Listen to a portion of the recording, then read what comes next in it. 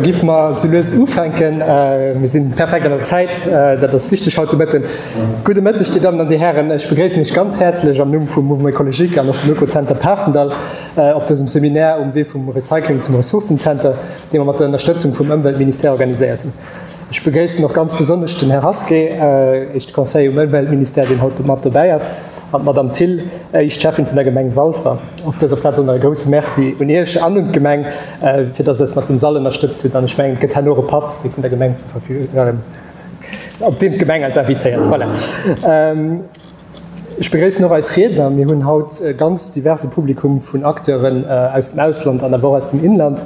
Für dich mal Andrea Kostrowski von der Deutschen Umwelthilfe, die den Weg von Berlin bis Halle erfunden hat, für Diskussionen halt zuletzt auch mit ihren Erfahrungen zu bereichern. Und dann den Tom Majeres von der CCNSA, eine Gesellschaft, die Gemenge mit Beratung an Denkschlichtungen im Bereich Kreislaufwirtschaft unterstützt. Wenn ich das all gucken, dann das komplett voll mit ein bisschen still beistelle, sind wir immens froh, dass so viele Leute aus den Gemengen, aus der Aufwaldwirtschaft, der Verwaltungen, mehr auch im sozialen Bereich und der Zivilgesellschaft wie heute bis dahin erfunden. Wir hatten als Movement Ökologique an der Vergangenheit als schon in dem Kontext von den Ressourcenzentren mit konkreten und konstruktiven Proposen abgebracht. An lo wo den Text do konkret am Land geschafft geht, für dass die Sachen umgesetzt gehen, fand man natürlich immens wichtig, als ein Summen zu setzen mit den Akteuren, auch für das Thema abzugreifen und dann eben mit konkreten Beispielen zu beschwätzen, was lässt sich an dem Bereich nach machen. Wir haben immens flott an innovativ Sachen, die in der Mitte werden vorgestellt gehen, und die der eben dummer die Reflexion ein bisschen umzuregen und noch Fokus zu setzen auf eben eine Nutzung, die darüber rausgeht, dass in Sachen einkehr benutzt, mit dass eben noch an den sogenannten Reuse geht, an Sachen, an die man eine zweite oder dritte Nutzung kann gehen und dann eben durchgehend viel geht, das alles direkt auf den Tipp. Ich halte mich heute kurz, wie gesagt, das Programm ist relativ chargiert. Ich gebe dann direkt den Herrn Haske gehen, für eine kurze Begrüßung noch zu machen und dann und Madame Till von der Gemeinde.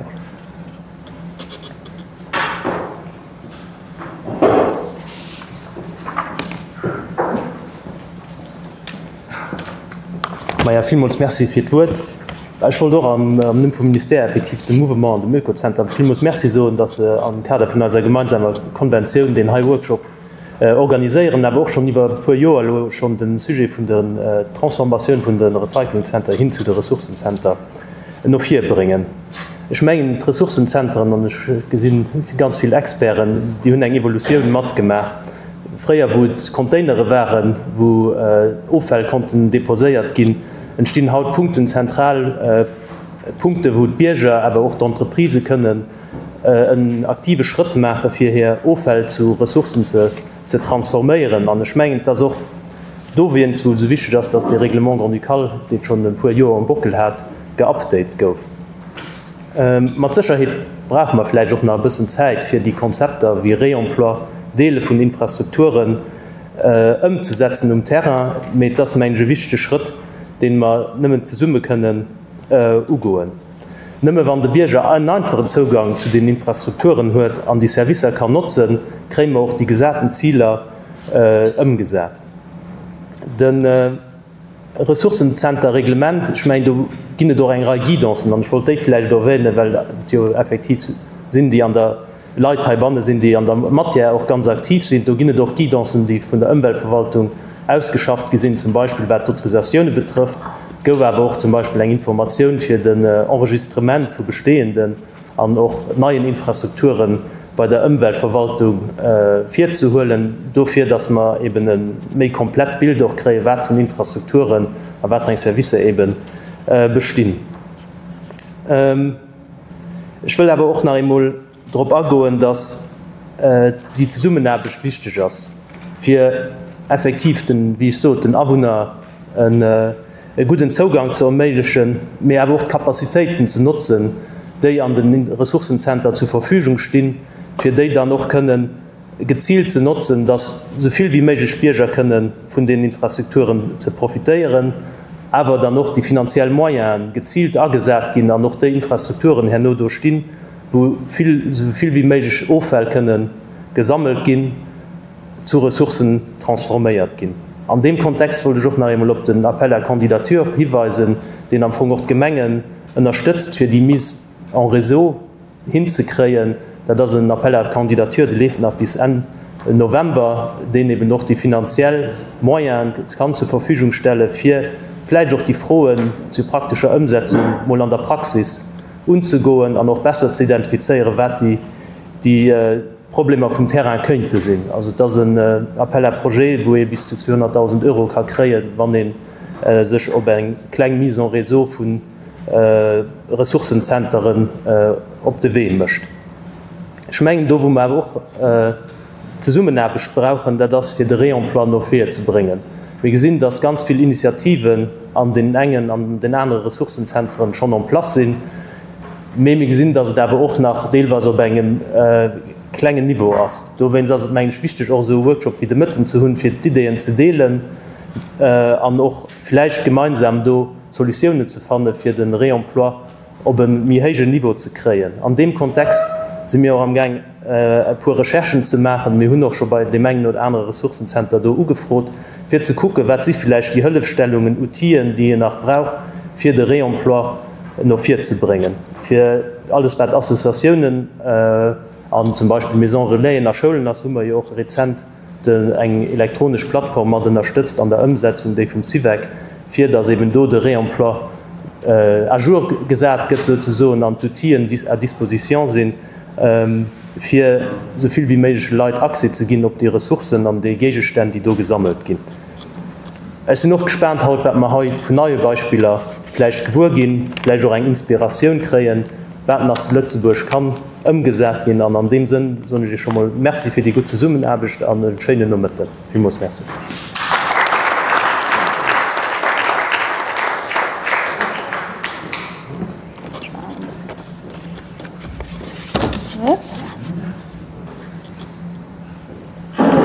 Voilà, schöne gute Mitten auf meiner Seite. Das gesagt, meine Nummer ist Jessie Tillis, sind echt Chefin hier in der Gemeinde. Und ich bin natürlich immer froh, dass ihr heute alle gut in Heu seid, wo Blanche mich für ein paar Wochen angerufen hat, für zu freuen, für diese Mittag hier am Centre Prince Henri möglich zu machen, war ich ganz froh, auch dass da auch ein neues Gedicht als Gemeinde. Von allem könnt als der Workshop heute ganz gut, weil wir eben gerade auch selber als Gemeinde darauf schaffen, für unser Recycling Center zu einem Ressourcencenter zu gestalten. Und ich bin auch ganz froh, dass ganz viele Leute, die auch mit dem Ressourcencenter zusammen schaffen, auch heute hier sind. Sehr viel also Service Ökologique, mehr auch Büro d'études, mit dem wir zusammen schaffen. Und dann natürlich aber auch gesehen, dass ganz viele Leute auch von Wolfer, die hier aktiv sind, an der Umweltkommission, am Klimateam, mehr auch an diesem Repair-Café. Wir haben heute zu Wolfer, waren wir den ersten Repair-Café hier im Ulzestall, den sich etabliert hat. Sie sind mittlerweile 5-mal Jahre, wo sie schon stattfinden, 3-mal auch Kombination mit diesem Biomarkt und auch 2-mal auch im Winter am Böschler zu Berelding. Und die Repair-Café funktionieren wirklich immens gut. Es sind nicht immer viele Leute, die kommen. Das ist natürlich immer ein Challenge auch für die Repairer zu finden, für die Leute zu haben, die auch benevol immer daheim bleiben und auch das Know-how haben, für die Sachen dann zu reparieren. Wir haben heute zu Wolfer schon für die Gesellschaft mal drin, also Recycling Center zu einem Ressourcencenter umzuwandeln. Das ist natürlich nicht immer so einfach. Das ist natürlich ein Challenge auch zu gucken, für das, wenn man den Umbau möchte, dass aber vielleicht noch ein laufender Betrieb kann stattfinden. Und voilà, wir haben da, als Wolfer mir vielleicht nicht ein allerschlechteste Recycling Center, mir das aber auch nicht den allerbesten. Und wir sind wirklich froh, dass wir auch wirklich schaffen, für auch für den Bürger, für den Klient, den auf den Recycling Center könnt, mehr attraktiv gemacht wird, dass es einerseits mehr einfach geht, Sachen zu triieren, dass es auch schnell geht, weil aber oft sind Leute aber ein bisschen pressiert, wenn sie nach schnell in Recycling Center aufgehen. Mehr dass da aber auch die Sachen, die sie da aufgehen, dass es so einfach wie möglich ist zu triieren, dass sie da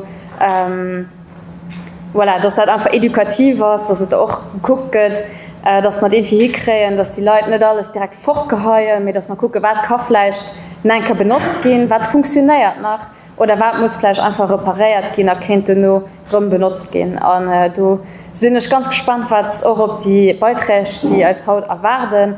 Vielleicht kriegen wir ja noch die eine oder andere Idee, die wir können auch heute Woche umsetzen. Und voilà, ich invitiere mich auch los auf den Pattern her, weil ich muss um 4 Uhr gehen. Sind wir jetzt nicht mehr für den Pattern, dann wünsche ich euch dann aber auch einen guten Austausch. auch nur nach an voilà, erscheinen mit den alle Götter.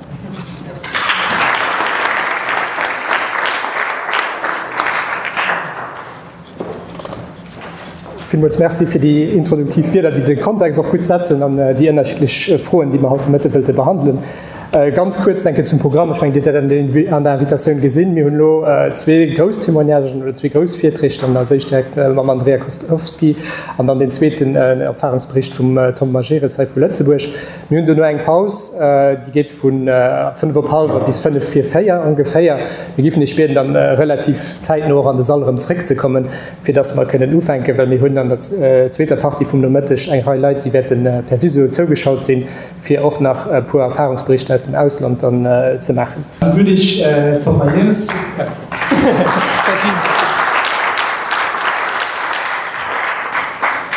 Dann würde ich das Wort weitergeben an Tom Majeres.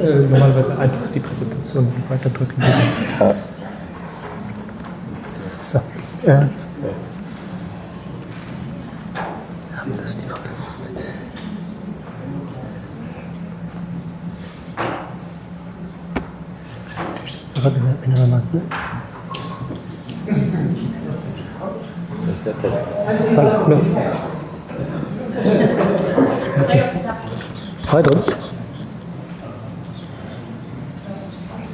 Nein, Kevin. Okay, so ich rede dann auch auf Deutsch weiter. Ja, also mein Name ist Tom Majeres, ich bin der Direktor von CCN SA. Wir sind ein privater Betreiber von Ressourcenzentren unter anderem.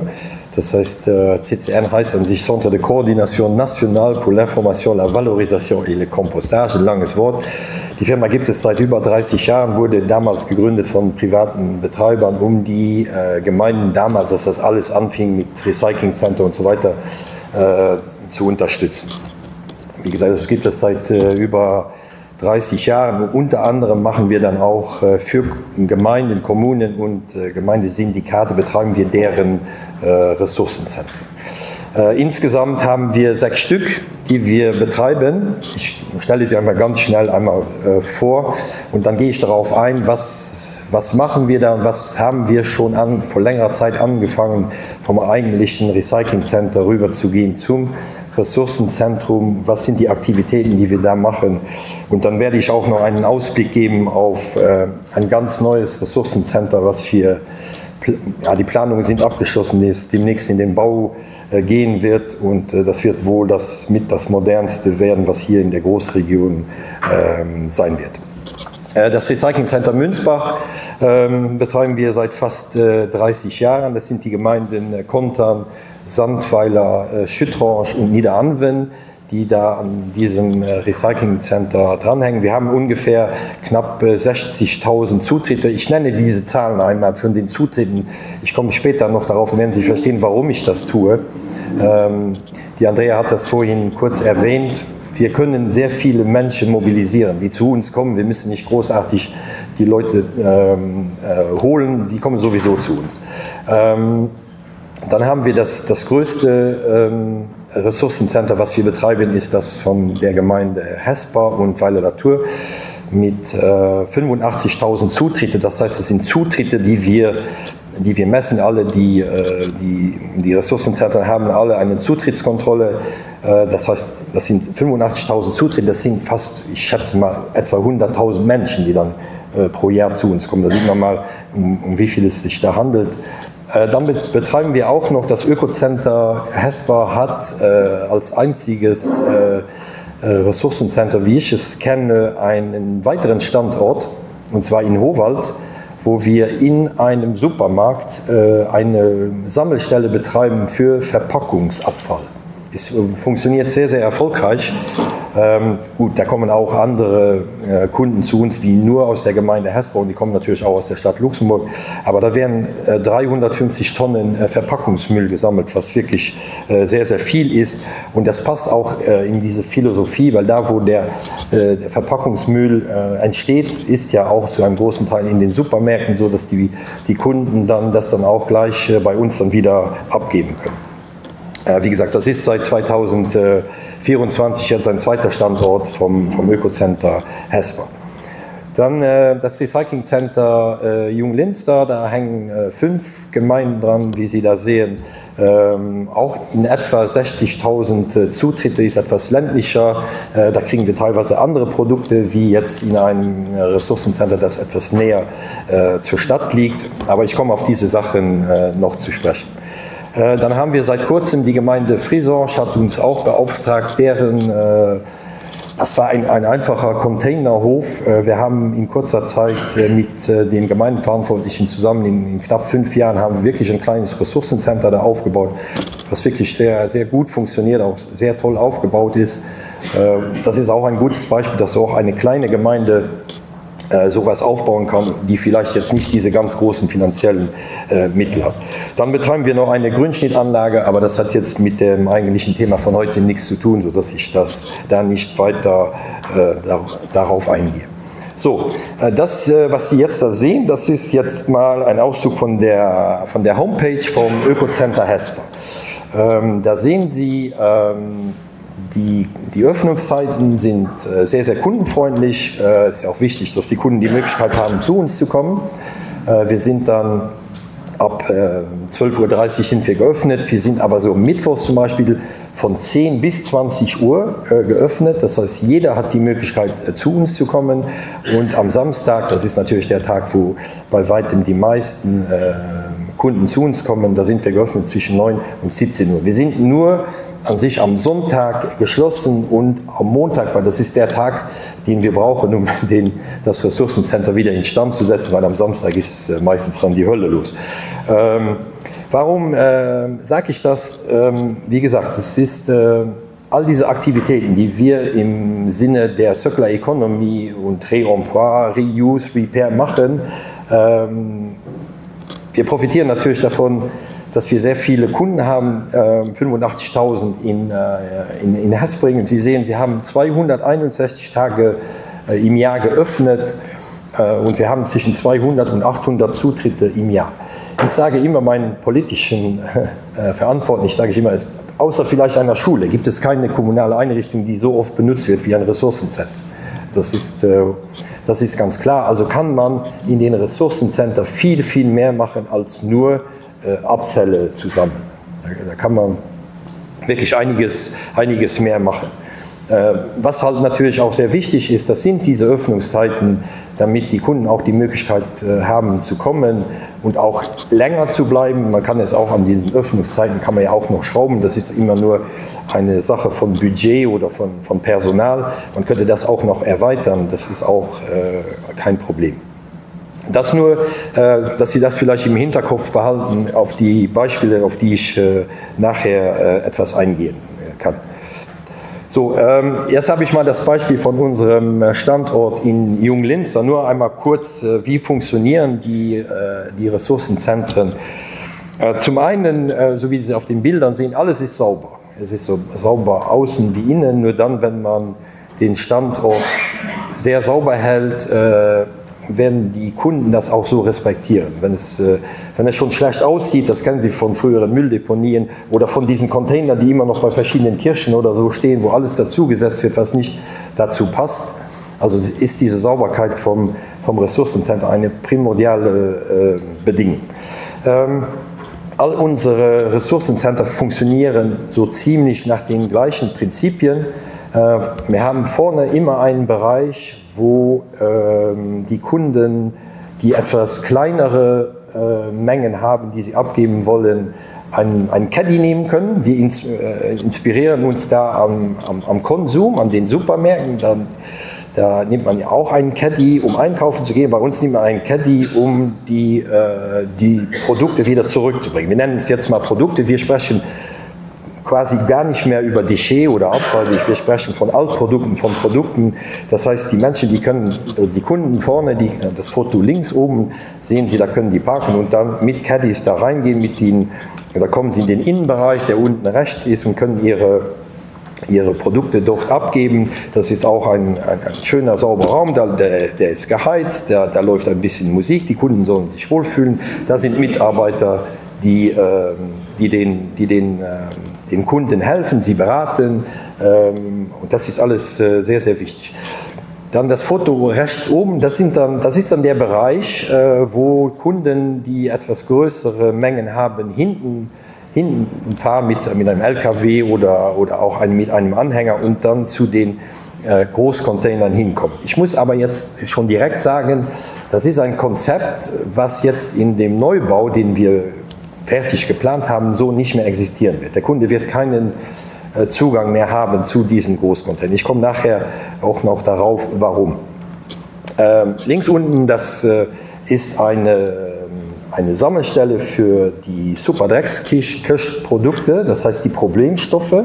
Das sind bis zu 200 verschiedene Stoffe, die wir da sammeln. Das ist auch alles Fachpersonal, die sehr gut geschult sind, weil das wirklich teilweise gefährliche Stoffe sind für Mensch und für Umwelt. Und das ist auch sehr wichtig, dass man stationäre solche Sammelstationen fest hat, damit die Menschen, die Kunden zu jedem Zeitpunkt diese Produkte abgeben können, um nicht zu riskieren, dass sie trotzdem irgendwie wegschmeißen oder dann in den normalen Restmüllbehälter schmeißen.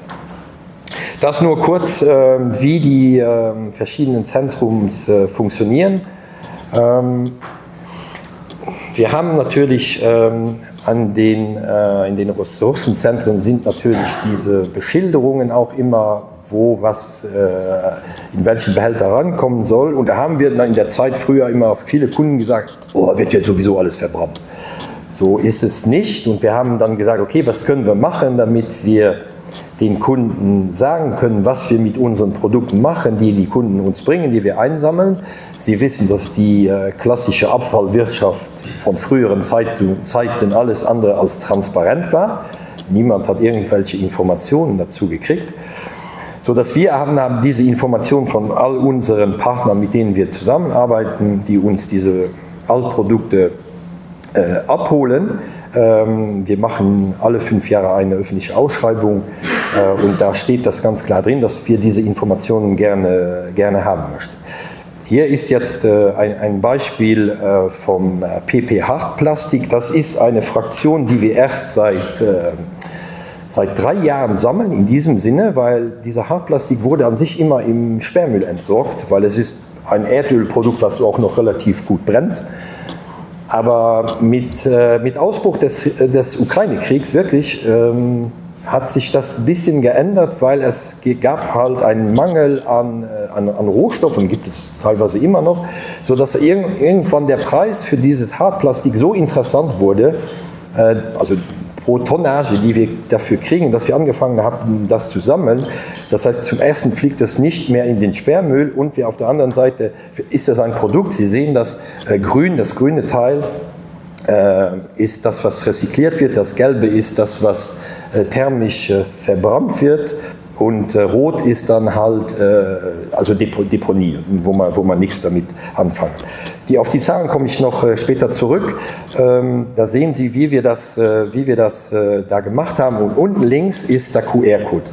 Der QR-Code, ich gehe jetzt einmal da weiter. Das heißt, wenn Sie auf diesen QR-Code draufklicken, dann, also im Ressourcenzentrum kann der Kunde das mit seinem Handy machen, dann kriegt er direkt die Information, wie viel Prozent wird denn wirklich davon rezykliert, wie viel davon wird thermisch verwendet und es steht auch der Name dabei, wo es wirklich hingeht. Das hier ist dann eine Firma in Holland, die ist dann verlinkt mit der Homepage davon, da kann der Kunde sich dann diese Informationen selbst anschauen. Das sind wichtige Elemente, damit wir den Kunden, der sowieso zu uns kommt und dafür sowieso schon offen ist, damit wir ihm diese Informationen geben können. Das ist eine wichtige Sache. Ein anderes Beispiel, ich gehe nochmal zurück, das ist der Bauschutt. Das ist einfach das geht auf eine Deponie, damit kann man nichts anfangen. Deshalb ist dieser Bereich rot. Das heißt, der Kunde weiß direkt, wenn ich meinen Bauschutt dahin bringe, damit wird nichts rezykliert, das wird einfach nur auf eine Deponie. Das heißt, die modernen Ressourcenzentren von uns sind mit allen Fraktionen, die es gibt, mittlerweile auch die von der Superdreckskirsch, sind die alle beschildert. Der Kunde kann alle möglichen Informationen dahingehend kriegen. Ein wichtiges Element in modernen Ressourcenzentren ist das Personal. Das ist wie in allen Firmen ist das Personal das Wichtigste, ohne das wird es nicht funktionieren. Das heißt, das Personal ist wirklich geschult. Es ist nicht wie jetzt vor 40 Jahren, als man die Leute auf den Wertstoffhof hingesetzt hat, die kein Interesse haben oder keine Lust hatten zu haben. Ich will jetzt nicht pauschalisieren, aber es war halt so. Gell? Das ist heute nicht mehr so. Das heißt, das Personal ist sehr wichtig in der Beratung der Kunden, aber auch in der Entsorgung der verschiedenen Produkte. Sie sehen, es gibt Schulungen. Das Personal, was wir einstellen, ja, die müssen wir selbst schulen. Es gibt ja keine Ausbildung in diesem Sinne hier in Luxemburg. Das heißt, wir stellen die Leute ein und bilden sie größtenteils selbst aus. Es gibt eine Schulung im CNFPC, das dauert, glaube ich, 6 Monate, knapp 6 Monate. Da lernen die Mitarbeiter über Arbeitssicherheit, aber auch über die Gesetzestexte des Landes, über Umweltbereich und so weiter. Es ist eine Schulung, die ist relativ intensiv, aber wir verlangen das von unseren Mitarbeitern alle, dass die diese Schulungen mitmachen. Eine andere wichtige Schulung, das ist diese SDK-Fachkraft. Kein Personal bei uns arbeitet im Bereich der Superdreckskirche mit gefährlichen Produkten, ohne diese Schulung zu haben, weil es halt eben gefährliche Stoffe sind. Das sieht man, das hat sich fundamental geändert. In einem Ressourcencenter braucht man einfach gut ausgebildete Leute und man braucht auch Leute, die auf die Kunden zugehen können, nicht die Kunden fürchten, die Kunden beraten können, sensibilisieren können und so weiter. Das ist wirklich wichtig. In einem Land wie Luxemburg gehören die Sprachen auch dazu. Das heißt, unsere Mitarbeiter können all die gängigen Sprachen im Land. Wir stellen auch fest, Robert zum Beispiel in Hesper, haben wir immer mehr englischsprachige Einwohner. Das heißt, wir erklären denen das dann auch auf Englisch. Wenn neue Kunden zu uns kommen, die dann eine Zutrittskarte von uns kriegen die auch gleich auf dem Ressourcenzentrum. Die werden dann auch von uns eingewiesen. Wir wollen nicht, dass die da herumlaufen und das dann falsch machen, weil sie es nicht besser wissen. Das heißt, sie werden von uns dann eingewiesen, während einer halben Stunde. Und ich kann Ihnen sagen, die Leute kommen aus allen Ecken der Welt und die sind wirklich beeindruckt über die Sachen, die in Luxemburg schon teilweise gemacht werden. Muss man wirklich sagen. Kommen wir zum Thema Repair, Reuse und so weiter, was wir dahingehend machen. Wir haben in allen unseren Standorten das gleiche Prinzip. Das haben wir uns selbst designt aus Paletten und aus Holz. Haben wir uns Reuse-Shop selbst zusammengezimmert. Wir haben das auch kategorisiert. Es gibt verschiedene Kategorien wie Küchenmaterial, wie Bücher, wie auch Kleider machen wir, wie Kinderspielzeug und so weiter. Und diese Kategorien sind auch beschrieben, das ist ganz klar ausgeschrieben, was wir von Produkten nehmen und was nicht. Wir nehmen zum Beispiel keine Spielzeugwaffen, wir nehmen keine Bücher, Erotikbücher, was weiß ich, Propagandamaterial, das nehmen wir nicht. Das ist ganz klar ausgeschildert und das funktioniert sehr, sehr gut. Früher war das bei uns auch nicht immer so, das war ja vor 5 Jahren, haben wir damit angefangen. Da war es etwas spartanischer mit einfach Regalen, wo die Leute das reingesetzt und rausgeholt. Und das hat nicht gut funktioniert. Jetzt geben die Kunden das ab. Die Mitarbeiter des Ressourcenzentrums, die machen einen visuellen Check, ob das okay ist, und setzen es dann in die verschiedenen Kästen mit den verschiedenen Kategorien. Seit wir das so machen, haben wir einen Qualitätssprung in den Altprodukten, die die Kunden uns geben, weil die Kunden einfach sagen, ihr macht was Sinnvolles damit, dann kriegt ihr auch die guten Sachen, sag ich mal. Wogegen früher war das öfters vielleicht dann, was man direkt in den Sperrmüll geschmissen hat. Das heißt, immer alle Aktivitäten, die wir machen, wo unsere Kunden der Meinung sind, dass was Sinnvolles damit geschieht, dann machen die wirklich da aktiv mit, muss man wirklich so sagen. Das hier ist jetzt das Beispiel in Junglinster. Aber auf den anderen Standorten sieht das in etwa ähnlich aus. So, dann wichtiges Thema Sensibilisierung. Das heißt, wir nutzen unser Ressourcenzentrum auch für Sensibilisierung. Wir machen regelmäßig Veranstaltungen, Ausstellungen. Wir haben mal zum Beispiel das ist jetzt etwa ein älteres Foto von 2018, aber In Junglinzer haben wir effektiv dann eine Vernissage gemacht mit einem Film, den wir abgespielt haben zum Thema Plastik, die Plastikflut in den Ozeanen und so weiter. Wir haben das gezielt im Ressourcenzentrum gemacht. Das heißt, die Menschen, die Kunden, die sowieso zu uns kommen, die kommen dann auch noch für solche Veranstaltungen. Wir sind jetzt auch dabei, Junglinzer auszubauen. Zum einen wird Junglinzer sehr viel wachsen und wir werden wirklich ein zusätzliches Gebäude dazu bauen, um wirklich nur noch die Themen Reuse, Repair und so weiter zu machen.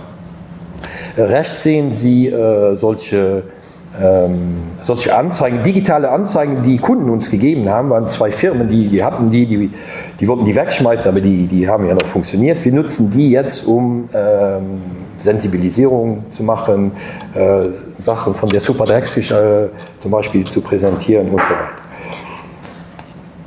weiter.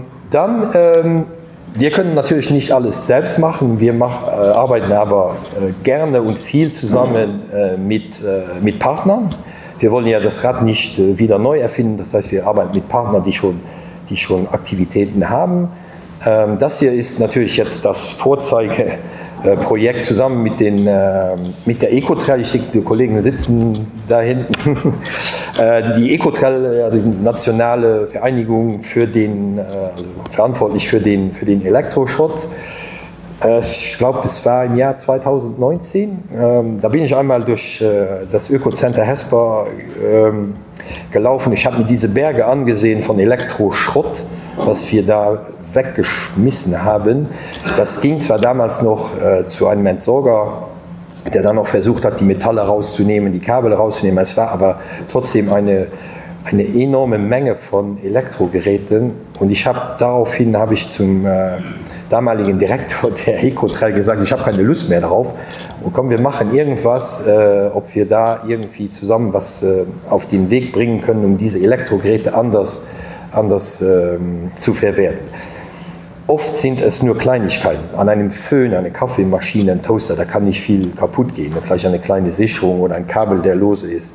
Das heißt, wir haben damals ein Pilotprojekt zusammen mit der Ecotrail und Neu-Abest gestartet in 3 von unseren Höfen, wo wir diese Elektrogeräte gesammelt haben. Diese Elektrogeräte gehen zu Neu-Abest, das kennen Sie. Ganz früh haben die mal angefangen mit Möbel, die sie restauriert haben. Und die reparieren halt diese Sachen und letztes Jahr, ich habe die Zahlen noch mal geguckt, letztes Jahr waren es landesweit, mittlerweile sind es 11 Ressourcenzentren, die teilnehmen und das ist quasi im ganzen Land mittlerweile und es waren letztes Jahr 6.000 Geräte und davon wurden 85% wieder verkauft, was man früher einfach weggeschmissen hat. Und dieses Foto, das ist bei Neu-Abest, da kann man sich diese Geräte für etwas günstigeres Geld kaufen. Das ist einfach ein tolles Projekt. Social Reuse haben wir es damals genannt. Und wie gesagt, das ist mittlerweile im ganzen Land, wo es gemacht wird, wo die Menschen halt, die Kunden halt die Sachen abgeben können. Und auch da, die Mengen sind natürlich so groß, weil die Kunden halt wissen, dass wir was Vernünftiges damit machen.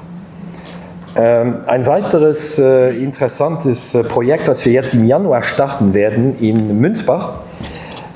Es gibt die Aktion Gut Geschirr von der Umweltbrodung Lützeburg, heißt die.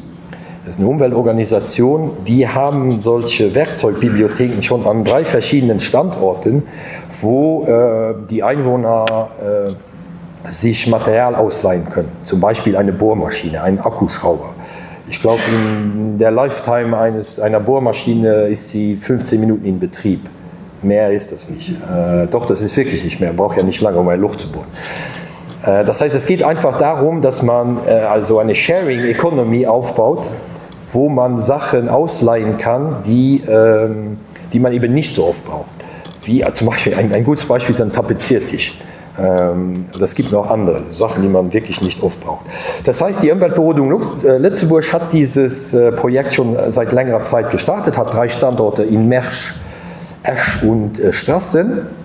Und wir werden jetzt das erste Ressourcenzentrum sein, wo dieses Projekt dann mit umgesetzt wird. Wo passt es besser hin als ein Ressourcencenter? Die Thematik ist die richtige. Wie gesagt, ich habe vorhin gesagt, in Münzbach haben wir ungefähr 60.000 Zutritte pro Jahr. Das heißt, die Menschen kommen sowieso zu uns. Und das ist auch etwas, was wir so nicht selbst entwickeln konnten oder wollten. Dann haben wir halt auf externe Partner zurückgegriffen. Die werden auch für uns eine digitale Plattform erstellen. Das heißt, die Kunden, die können das dann online buchen für eine Woche oder einen Tag, was auch immer.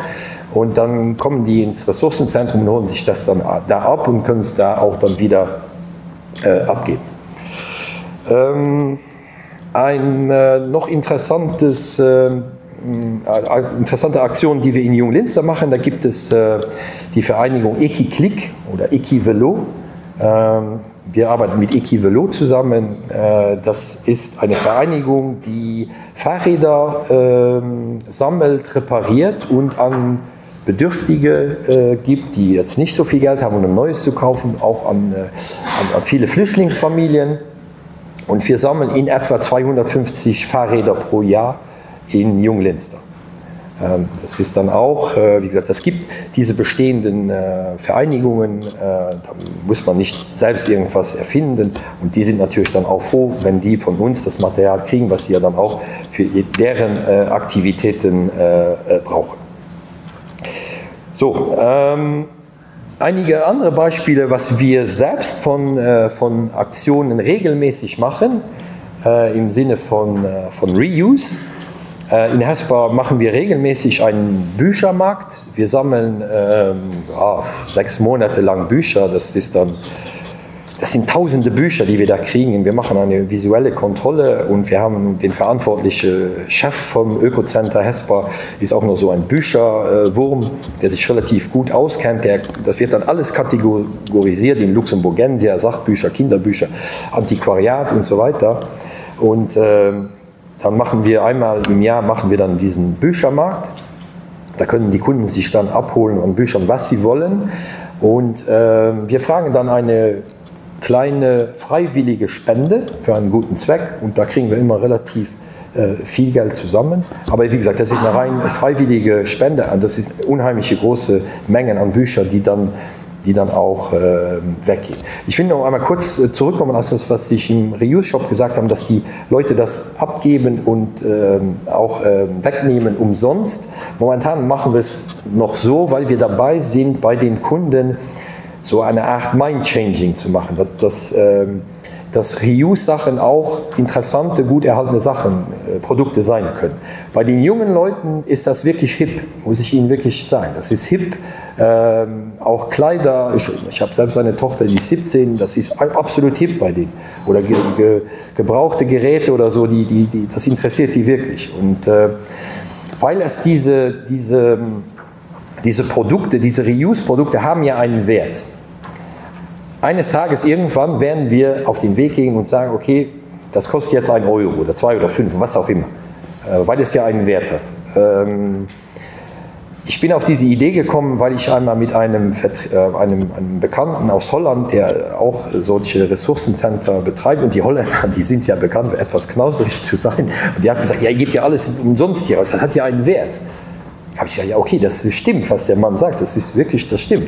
Aber momentan sind wir noch am Mind-Changing arbeiten und wir werden das dann irgendwann dann auch umsetzen. Eine weitere Aktion, das ist wirklich toll, was wir da gemacht haben. Wir haben über Monate Spielwaren gesammelt, das war auch in Hesper.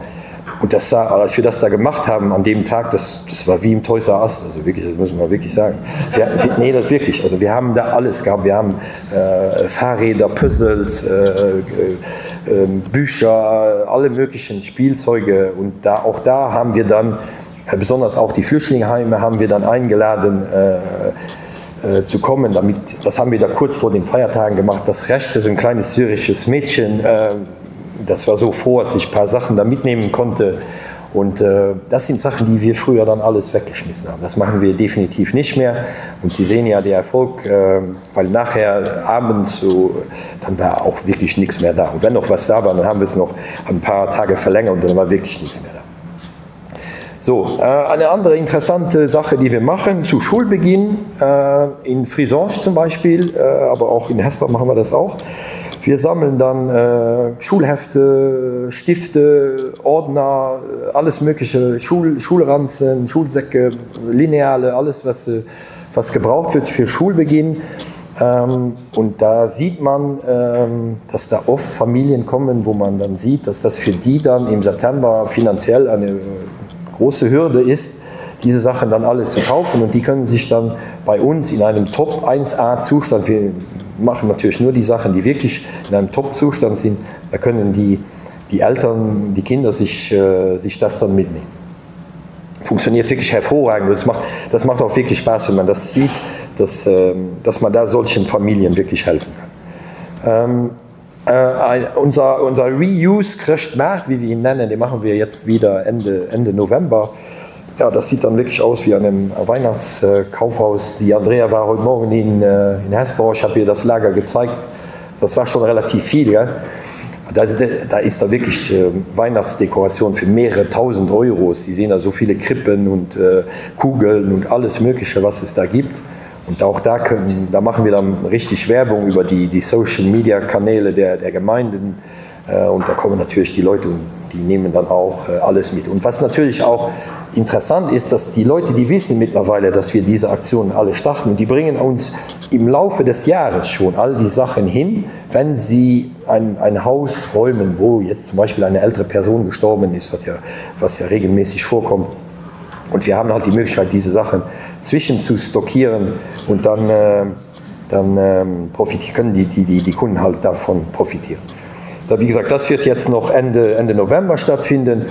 Kleinigkeiten, warum Karnevalkostüme für Kinder wegschmeißen, wenn wir das auch machen können? Oder einfache Osterdekorationen. Wie gesagt, die Kunden bringen uns das alles und dann sammeln wir das und dann stellen wir das aus. Das sind dann kleinere Aktionen, die wir machen. Schwieriges Thema, Möbel. Es gibt sehr, sehr viele Möbel in Luxemburg, die weggeschmissen werden. Wir sehen das in unseren Altholzcontainern, diese unheimlich großen Mengen. Wir haben fast in jedem von unseren Ressourcenzentrums 30 Kubikmeter Container pro Tag mit Altmöbel, zwar auch mit Paletten, aber auch diese billigen Möbel, die man einmal zusammenbaut und die dann auseinanderfallen. Und wir haben dann irgendwann gesagt, ja, wir schmeißen so viele Möbel weg, die trotzdem noch in einem guten Zustand sind, und wir müssen dann auf der anderen Seite teuer bezahlen, um das Holz, das behandelte Holz abgeholt zu bekommen. Das Holz, was wir sammeln, das wird zwar thermisch verwertet bei der Kiowatt in Bießen, das kennen Sie vielleicht, dieser Standort. Es wird thermische Energie damit gemacht und auch noch elektrische Energie, aber es wird aber trotzdem verbrannt. Das heißt, die einzige Möglichkeit momentan in Hesper, weil wir da, der Standort ist etwas größer, da haben wir die Möglichkeit, Kleinmöbel zu sammeln. Wir können jetzt keine ganze Schlafzimmer oder so sammeln, aber wir machen Kleinmöbel, wie einige, wie Sie hier sehen, und das funktioniert relativ gut. Wir haben zwischen 50 und 60 Kleinmöbel pro Woche, die in Hesper fortgehen. Das heißt, wir haben das dann auch aufgemacht für Menschen, die nicht unbedingt in der Gemeinde wohnen, zusammen mit den politischen Verantwortlichen, weil es viele Familien gibt, auch viele Flüchtlingsfamilien, die solche Sachen brauchen und warum es wegschmeißen. Sie sehen diese kleinen weißen Aufkleber, da fragen die Kunden dann und dann machen wir einen Aufkleber drauf, dann ist das reserviert für eine Woche, bis die Kunden sich einen Anhänger oder einen kleinen LKW organisiert haben, um das mitzunehmen. Aber wie gesagt, Möbel, es gibt so viele Möbel, da könnte man so viel machen, aber das ist logistisch etwas schwierig. Braucht man Platz, es sind schwere Gegenstände und so weiter. Thema Repair Café. Ist ja jetzt hier schon angesprochen worden, haben wir auch schon gemacht im Ressourcencenter, weil es auch dahin passt und es funktioniert wirklich gut. Wir haben das immer zusammen gemacht mit der ASBL Repair Café Lützeburg. Aber das ist auch eine Vereinigung, die sind super, aber die sind auch nicht so viele, die können auch nicht jedes Wochenende irgendwo kommen und dann das machen. Das heißt, was vorhin angesprochen wurde, es ist man muss halt die richtigen Leute finden in den verschiedenen Gemeinden, pensionierte, motivierte ehemalige Handwerker oder solche Leute, das ist ideal. Es gibt ja in einigen Gemeinden gibt es ja schon viele Beispiele davon. Sie sehen, da wurden Fahrräder repariert, auch Kleider wurden repariert. Das ist auch interessant. Da war eine Näherin, die dann es war eine Hose, glaube ich, die sie genäht hat und dann auch alte Plattenspieler. Und da stellt man zum Beispiel fest, wenn man sowas macht, dann stellt man fest, dass das, was man reparieren kann, vor allem die alten Produkte sind. Die modernen, die sind so verschweißt, dass man die meistens überhaupt nicht aufkriegt und es sehr schwierig ist, das zu reparieren. Aber es gibt ja von der Europäischen Union eine Direktive, die jetzt auch diese Reparierfreundlichkeit ja da auch berücksichtigt. Wir haben mal da, der Chaos Computer Club war mal bei uns, die haben uns gezeigt, wie man ein iPhone aufkriegt. Die haben das in die Mikrowelle gelegt, wirklich. Die haben das in die Mikrowelle gelegt und dann irgendwie eine spezielle, also eine Zeitdauer eingestellt und dann hebt sich das ein bisschen ab und dann kriegt man es ab. Also das muss man schon so alles wissen. Aber wie gesagt, super Sache, Repair Café, weil die Idee von Repair Café ist ja auch so, das ist nicht so, dass man das abgibt und man kommt eine Stunde später und holt es wieder ab. Nein, man bleibt dabei und die Handwerker, die zeigen einem, wie man etwas repariert. Damit man auch wieder dieses Mind-Changing, wovon ich vorhin gesprochen habe, dass man einen Sinn dafür kriegt und dass man nächstes Mal, wenn man vielleicht einen Fernseher kauft, dann vielleicht im Geschäft fragt, kann ich das Teil da überhaupt reparieren und wenn ja, wie? Und darum geht es hauptsächlich bei diesen Repair-Cafés. Einige meiner ganz kleine Projekte, die wir machen, oben rechts, ganz einfach, aber da sieht man, was man in einem Ressourcenzentrum machen kann.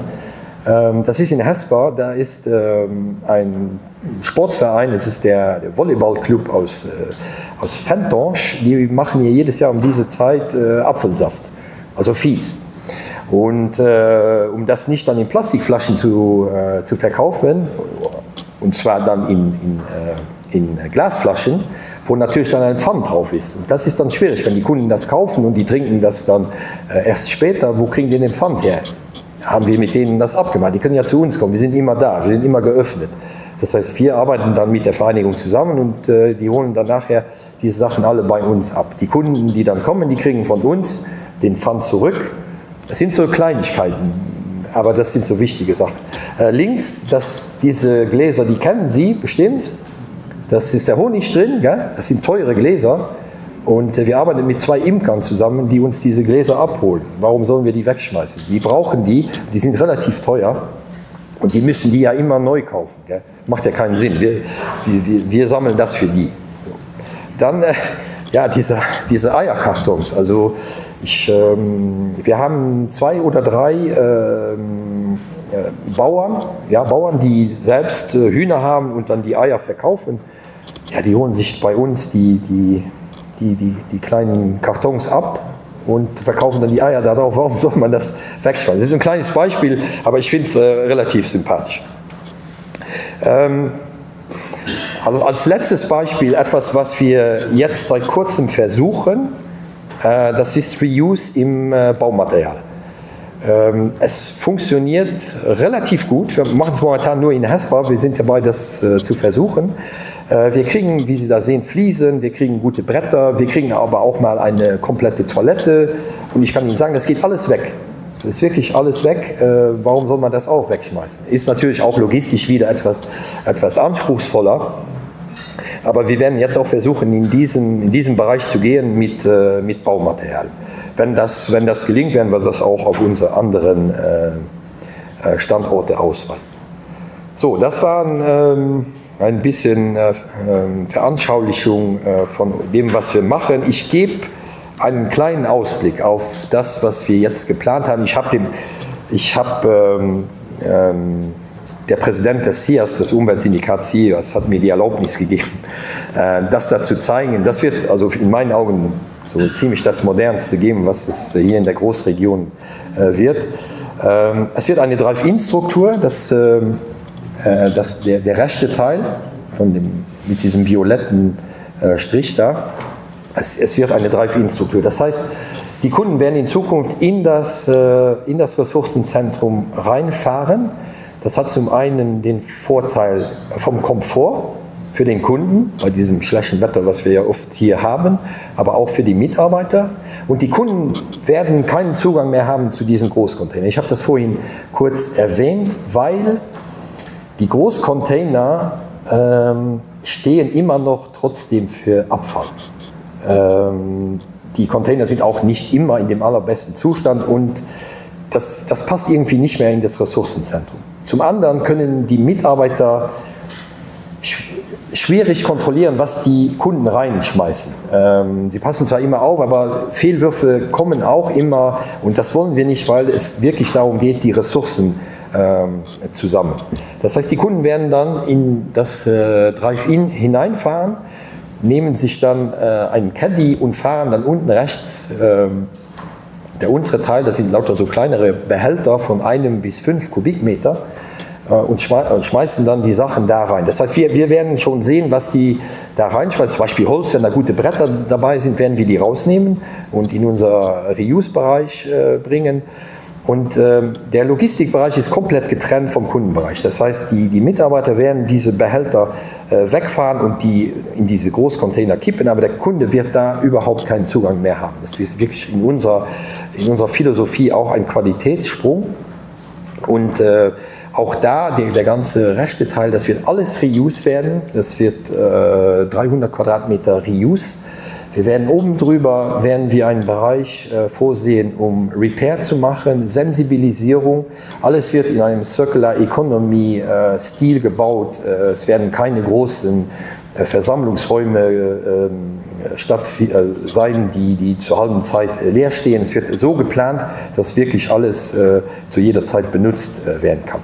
Der rechte Teil, das ist auch eine Drive-In-Struktur für halt Firmen. In Münzbach gibt es viele Firmen. Gell? Wir haben etwa 300 Firmen, die mit größeren Mengen dann kommen, die dann auch eine Drive-In-Struktur haben, wenn aber dann Kunden kommen mit größeren Mengen.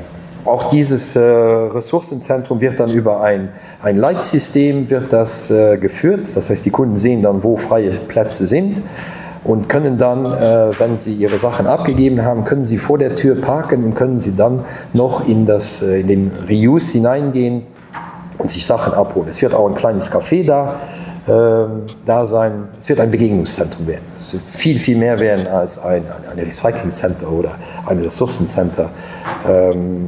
Da sind wir mal gespannt. Wie gesagt, die Planungen sind soweit fertig. Wir sind jetzt in der Autorisierungsphase und es ist geplant, dass das 2029 eröffnet wird. So, jetzt bin ich soweit durch mit meinem Vortrag. Vielen Dank, da sind jetzt viele Fragen.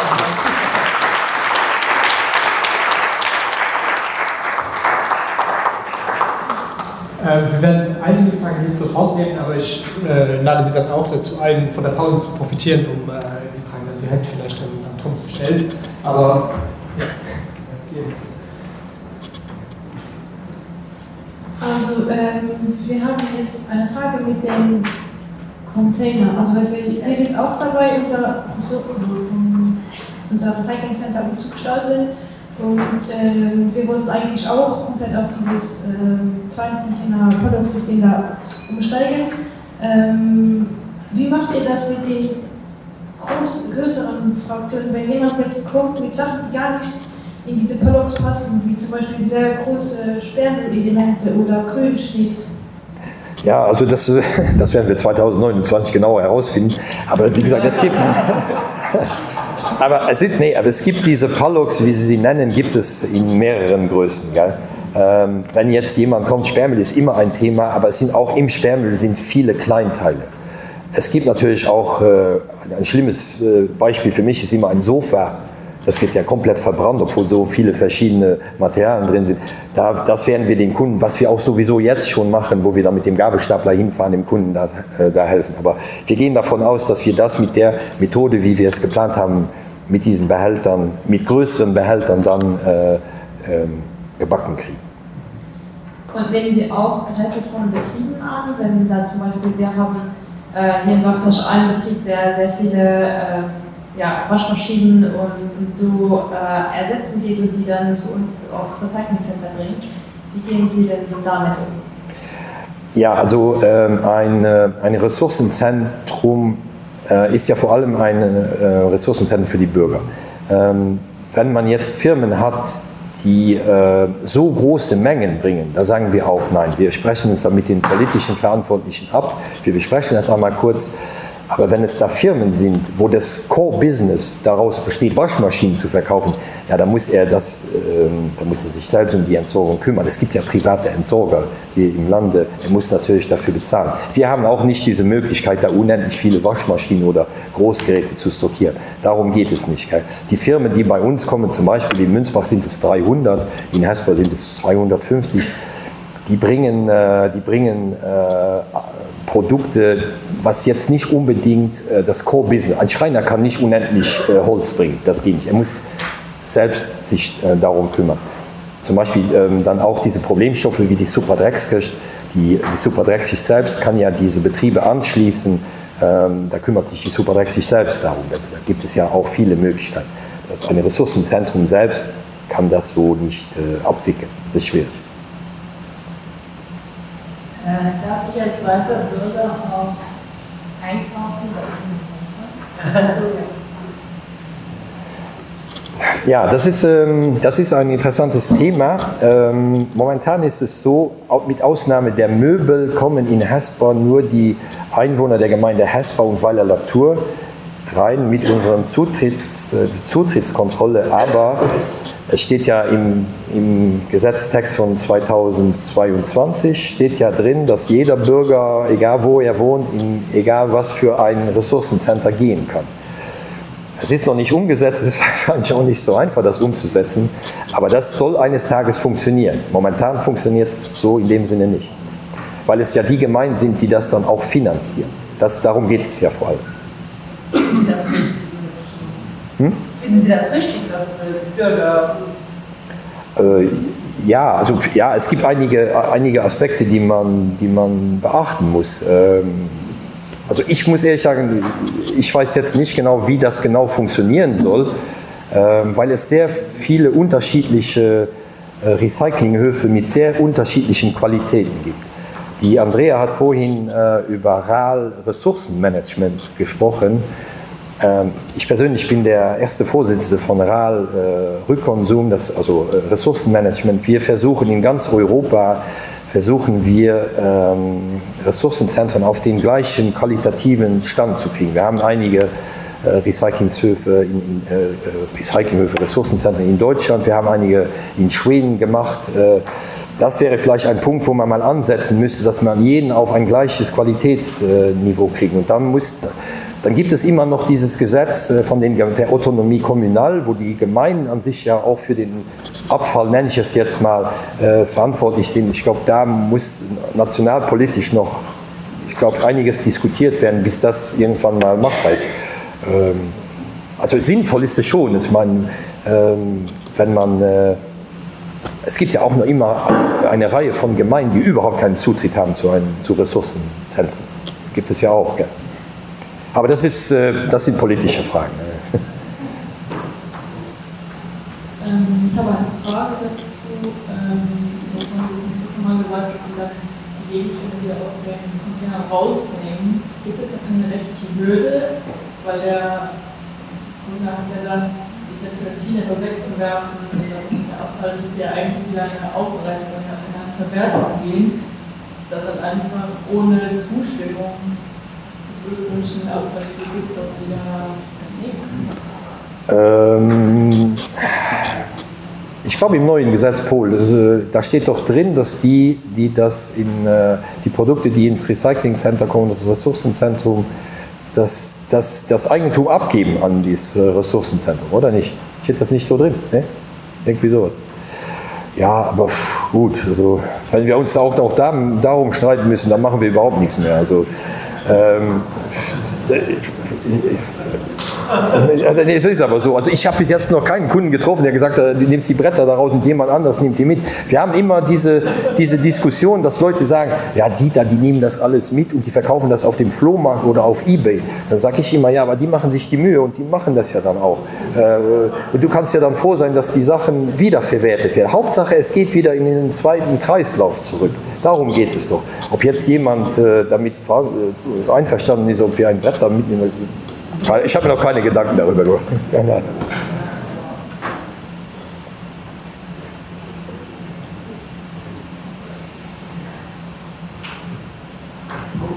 Soweit ich verstanden habe, da gibt es Trennung zwischen Holz, was kann noch wiederverwertet werden, beziehungsweise für Energie zum Beispiel verbrennen wird ohne Verschmutzung, und Holz, was mit Lacke oder Chemie ist. Okay, das ist schon super gut. Problem, das wir im ganzen Land schon seit ganz langem haben mit dem Bauschutt. Da gibt es keine Trennung und es wäre aber theoretisch möglich. Na? Bauschutt da und Erde und alles das zu trennen, damit nicht, also nicht für die Landwirtschaft selbstverständlich, aber für neue Werke, für Straßenarbeit, für neue Hausbau und so weiter. Und das ganze rote Kreis, das geht nicht. Also, das geht nicht. Das existiert im ganzen Land schon 30 Jahre. Obwohl ich hier in Luxemburg habe ich immer davon gehört, Skandal, Bauschutt, wir haben keinen Platz mehr. Ja, also. Ja, also ich muss sagen, die Mengen an Bauschutt, die wir sammeln, das fällt überhaupt nicht ins Gewicht. Also diese großen Bauschuttdeponien, die es im Lande gibt, die auch teilweise jetzt auch schon geschlossen sind, das sind ja Riesenmengen, wenn jetzt Gebäude gebaut werden, Keller ausgegraben. Unsere Mengen, die da anfallen, die sind da wirklich marginal. Wir haben keine andere Möglichkeit, als die zu deponieren, weil das sind Mischbaustoffe. Das sind Ziegelsteine drin, da ist Keramik drin, auch Boden, und das wird einfach deponiert. Gell? Ich weiß nicht, man müsste vielleicht die Ziegelsteine rausnehmen und die brechen und dann in die Straßen bauen, aber das, was wir da sammeln, das ist marginal. Gell? Im Vergleich zu den nationalen Mengen. Gell? Ich muss jetzt leider bitten. Und da soll ich noch eine letzte Frage und dann gehen wir wieder.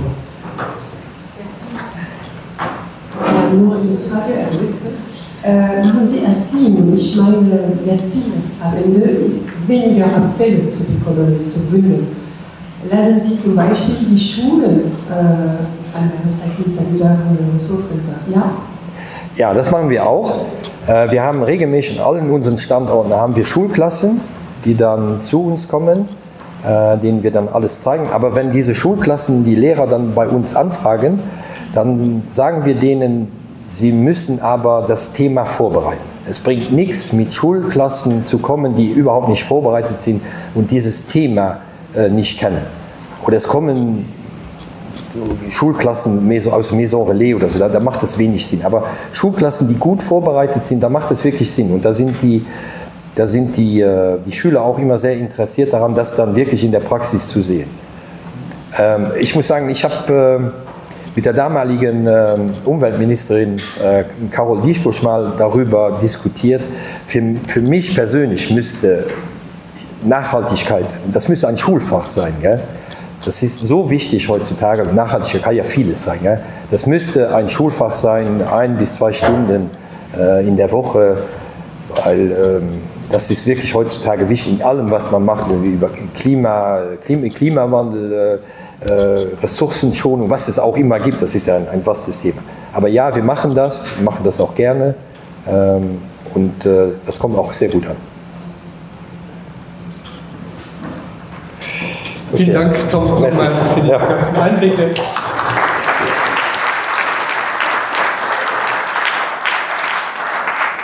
Wir machen jetzt eine kurze Pause hin. Ihr habt bestimmt Lust, gleich einen Kaffee zu trinken. Dann starte ich und versuche mich auch an meinen Dialekt, den ich habe, ein bisschen den außen vor zu lassen. Ich hoffe, dass man mich versteht. Mein Name ist Claudia Meyer. Ich halte den Vortrag heute für die Zack Abfallwirtschaft in Kempten und sitze in Lindau, also im schönen Allgäu, und freue mich, dass ich Ihnen unsere Zack gebrauchtwaren Kaufhäuser vorstellen kann. Ich bin für den Bereich beim Zack für Reuse zuständig. Der Zack hat den Verband gegründet, den Zweckverband 1972. Das ist ein Zusammenschluss aus mehreren Landkreisen, kreisfreien Städten, wie man es hier sieht. Wir haben eine ungefähre Einwohneranzahl von 308.000. Ganz kurz hier nur unsere Struktur als öffentlich-rechtlicher Entsorger. Der Zweckverband, also die Verbandsversammlung mit dem Verbandsvorsitzenden, der Zweckverband für Abfallwirtschaft, dann privatrechtlich die Zack Holding, die Zack Abfallwirtschaft, die GmbH, wo unsere Kaufhäuser angesiedelt sind, dann die Zack Energie, wo auch unsere Anlagen drin sind, und der Zack Service für die Gebührenberechnungen. Wir haben unsere Anlagen sind 38 Wertstoffhöfe, 4 Gebrauchtwarenkaufhäuser, die Vergärungsanlage, die Kompostieranlage, unser Müllheizkraftwerk, Umladestationen, die Spitzenlastheizzentrale und die Deponie in Steinegarten.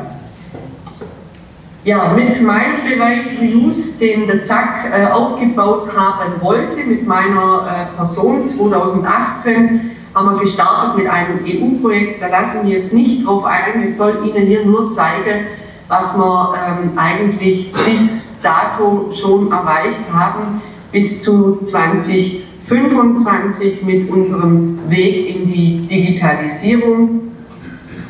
Und den Weg in die Digitalisierung, jetzt muss ich nochmal genau, in die Digitalisierung haben wir gestartet, weil wir gesagt haben, wir haben so viel Ware an unseren 38 Wertstoffhöfen, dass wir Wege finden müssen, diese Ware noch viel besser zu verteilen, a, an unsere Kaufhäuser oder aber über Schnittstellen wie eBay oder sonstige Online-Plattformen, dass es für unsere Kundinnen und Kunden einfach noch mehr Möglichkeiten gibt, die Ware unproblematischer zu bekommen. Sie sehen hier auf dem Bild an einem unserer Wertstoffhöfe diese Zack-Box. Das ist eine Wand, die wir abgetrennt haben für die Ware, die in die Kaufhäuser kommt. Das ist hier links, also das nennen wir Gebrauchtannahme Reuse-Box. Und wir haben an allen Wertstoffhöfen auch einen Bereich, der die Ware zu verschenken an die Bürgerinnen und Bürger abgibt. Also die kommen dorthin und holen sich die Sache, und wir haben schon öfters versucht, bei manchen Wertstoffhöfen diese Abgabestelle aufzulösen, aber da war der Aufschrei bei uns in den Gemeinden sehr, sehr groß. Das musste man also lassen. Die Menschen wollen diese Verschenke-Ecke auf keinen Fall aufgelöst haben. Wir haben ein Sammelsystem entwickelt, die Zack-Box. Das haben mittlerweile schon viele Kommunen angenommen. Das ist ein Service für unsere Bürgerinnen und Bürger. Die dürfen sich diese Box, die sieht aus wie ein Umzugkarton, und es ist auch ein Umzugkarton, dürfen sich diese Box, diesen Karton am Wertstoffhof abholen und dürfen dann dort ihre Dinge, die noch gut sind, die man noch verkaufen kann, in den Wertstoffhöfen und in den Gebrauchtwarenkaufhäusern wieder abgeben. Sie werden aber auch, wenn sie am Wertstoffhof abgegeben werden, von unseren Mitarbeitern abgeholt.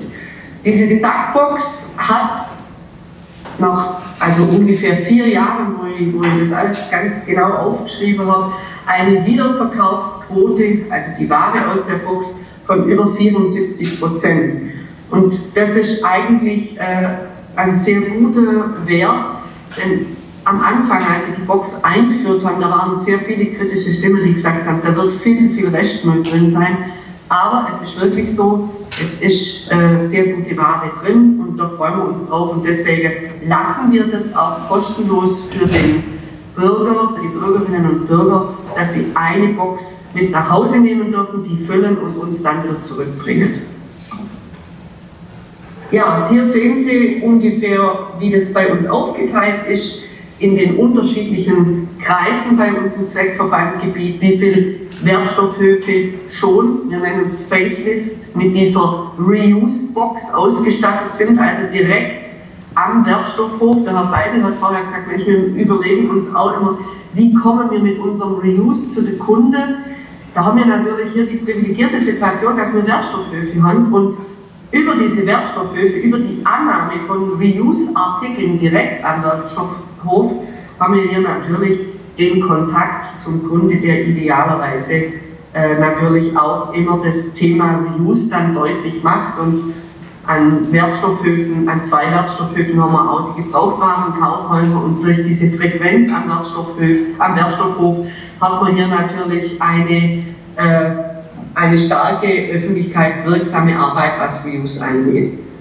Genau, diese Fahrzeuge von uns, die bei uns aus der zentralen Disposition gesteuert sind, haben natürlich auch GPS-Tracking-Software und Tablet, sodass die Fahrer von allen 4 Standorten, in jedem dieser Kreise ist ein Gebrauchtwarenkaufhaus, dass die sich untereinander vernetzen können und wir so schnell wie möglich von einem zum anderen kommen können, von einem Kaufhaus zum anderen, um so auch die Ware in den einzelnen Stadtteilen so schnell wie möglich hin und her verbringen können.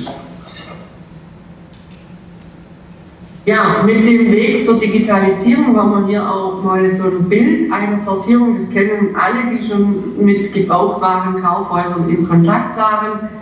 Bei uns ist es so, dass wir hier sehr großen Wert drauf legen, natürlich mit bestimmten Auswahlkriterien auch eine Wirtschaftlichkeit hinter einem Produkt letztendlich festzustellen.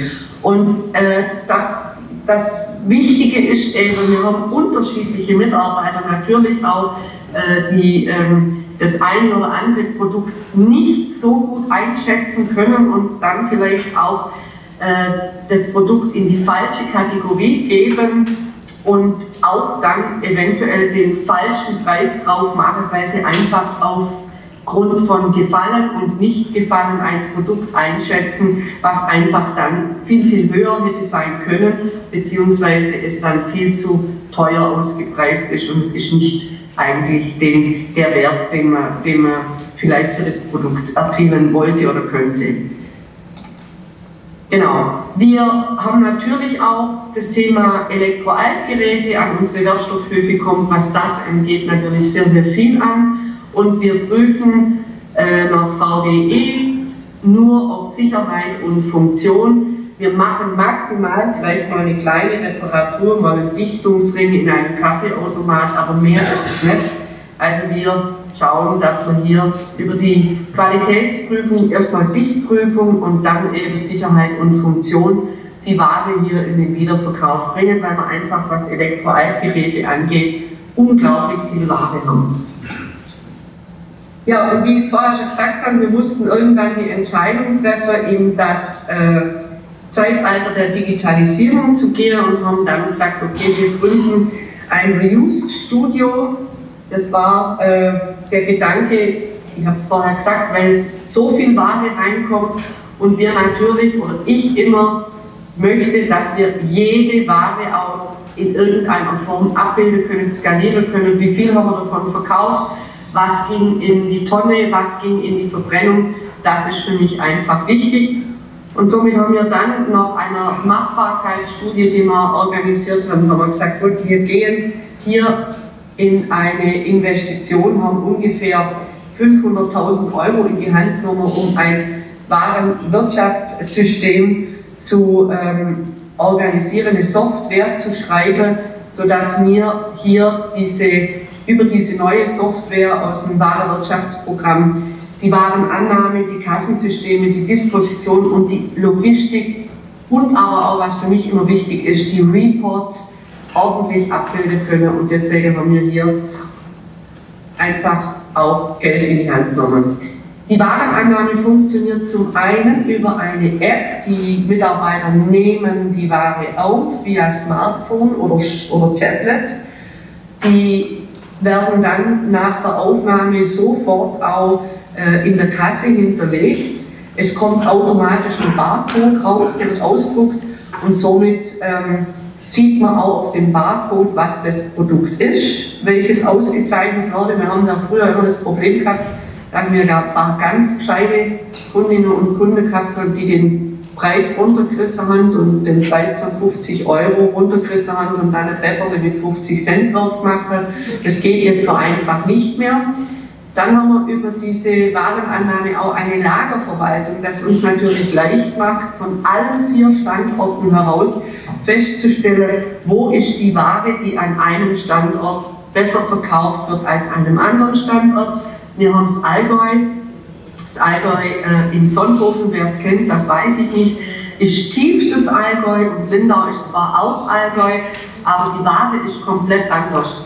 Die Bierkrüge, die wir verkaufen, zu Hunderten, das verkaufen wir im Allgäu mit reifendem Absatz und in Lindau kauft kein Mensch einen Bierkrug. Also es ist wirklich so, dass wir auch hier mit dieser Lagerverwaltung sehen können, welcher Standort hat die besten Verkäufe ever und dann geht die Ware dort direkt dorthin, beziehungsweise in diesem virtuellen Rahmen kann man dann von den Kaufhäusern aus über dieses System die Ware ordern. Genau. Ja, das Kassensystem, ich habe es gerade gesagt, ist nahtlos integriert, ganz klar, das ist auch notwendig. Die Mitarbeiter scannen den Barcode. Wir haben hier ganz transparente und effiziente Verkaufsvorgänge. Das Ganze ist cloud-basiert und natürlich haben wir über die Buchhaltung die Schnittstelle, die auch hier integriert ist. Also das ist eine ganz große Erleichterung auch in den ganzen Prozessen von unten von der Sortierung bis oben, wenn es über den Ladentisch geht. Die Disposition, habe ich Ihnen auch gesagt, Disposition und logistisch. Die ganzen Aufträge, die man früher angenommen hat, der Kunde hat angerufen und gesagt, Mensch, ich habe noch einen Tisch abgeholt, dann hast du das aufgeschrieben, dann hat man diesen Kunde angelegt, ganz normal in einem Buch, hat den Namen eingeschrieben, hat dann versucht, Termin auszumachen. Also das waren ja Prozesse, die haben wahnsinnig viel Zeit gebraucht. Das haben wir heute nicht mehr. Wir haben die Disposition und Logistik im Reuse-Studio über eine zentrale Disposition und wie gesagt, dort über die Mitarbeiter, die im Auto sitzen, auch dort über die App, über das Auftragsmanagement, was der Disponent hat, sind die Prozesse ganz einfach und schnell jetzt, sodass wir diese ganzen Aufwände, was auch mit Personalressourcen verbunden war, nicht mehr haben. Und wenn uns der Kunde auch etwas anbietet, dann bietet der das uns über ein Formular an. Der ruft auch nicht mehr an, das geht alles nur noch über ein Formular. Und somit haben wir auch hier keine Verständigungsprobleme, was es früher auch immer war. Die Entscheidung auch, wenn ein Mitarbeiter gesagt hat, jawohl, das Sofa nehme ich, nur vom Bild her, da siehst du nicht, ob das aus dem Raucherhaushalt ist oder aus dem Tierhaushalt ist. Deswegen haben wir ein Formular erstellt, wo der Kunde vorher alles ganz genau angeben muss, wie viel der Stock, Aufzugsmöglichkeiten oder whatever.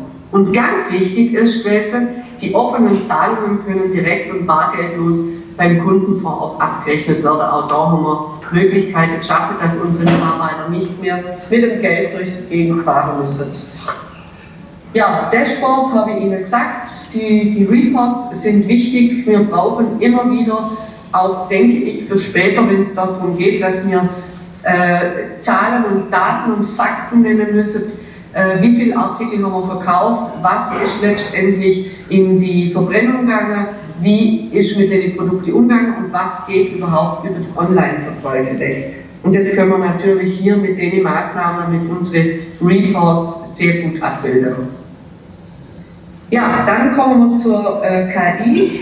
Wir haben hier mit einem Start-up, mit zwei jungen Start-upper von der TU Clausthal eine KI entwickelt, die es uns vereinfacht, die Ware über die KI zu erkennen. Das hat zur Folge, dass wir natürlich hier die Prozesse, was Sprachbarriere angeht oder falsche Preise oder falsche Einschätzungen in der Zukunft hoffentlich nicht mehr passieren wird.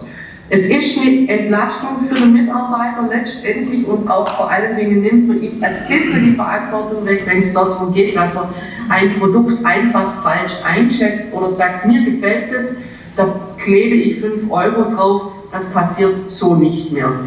Und wir haben mit diesem Start-up-Unternehmen am Anfang mal so einen Probelauf gemacht. Die Produkte, die wir hatten im Lager, sind bei eBay, und zwar nur bei den verkauften Artikeln, 30% teurer gewesen als bei uns im Kaufhaus. Und da habe ich schon das Dollarzeichen im Kopf gehabt und habe gesagt, also wenn unsere Leute das falsch einschätzen, dann brauche ich die KI. Und jetzt haben wir gerade den Standort in Kempten soweit, dass wir mit einer Kamera sofort den Artikel aufnehmen, und der lernt natürlich, die KI lernt jetzt erst einmal, wir nehmen jetzt alle Artikel auf und lassen dann über Qualitätskriterien und über Preisbestimmung die KI das für uns erledigen. Genau.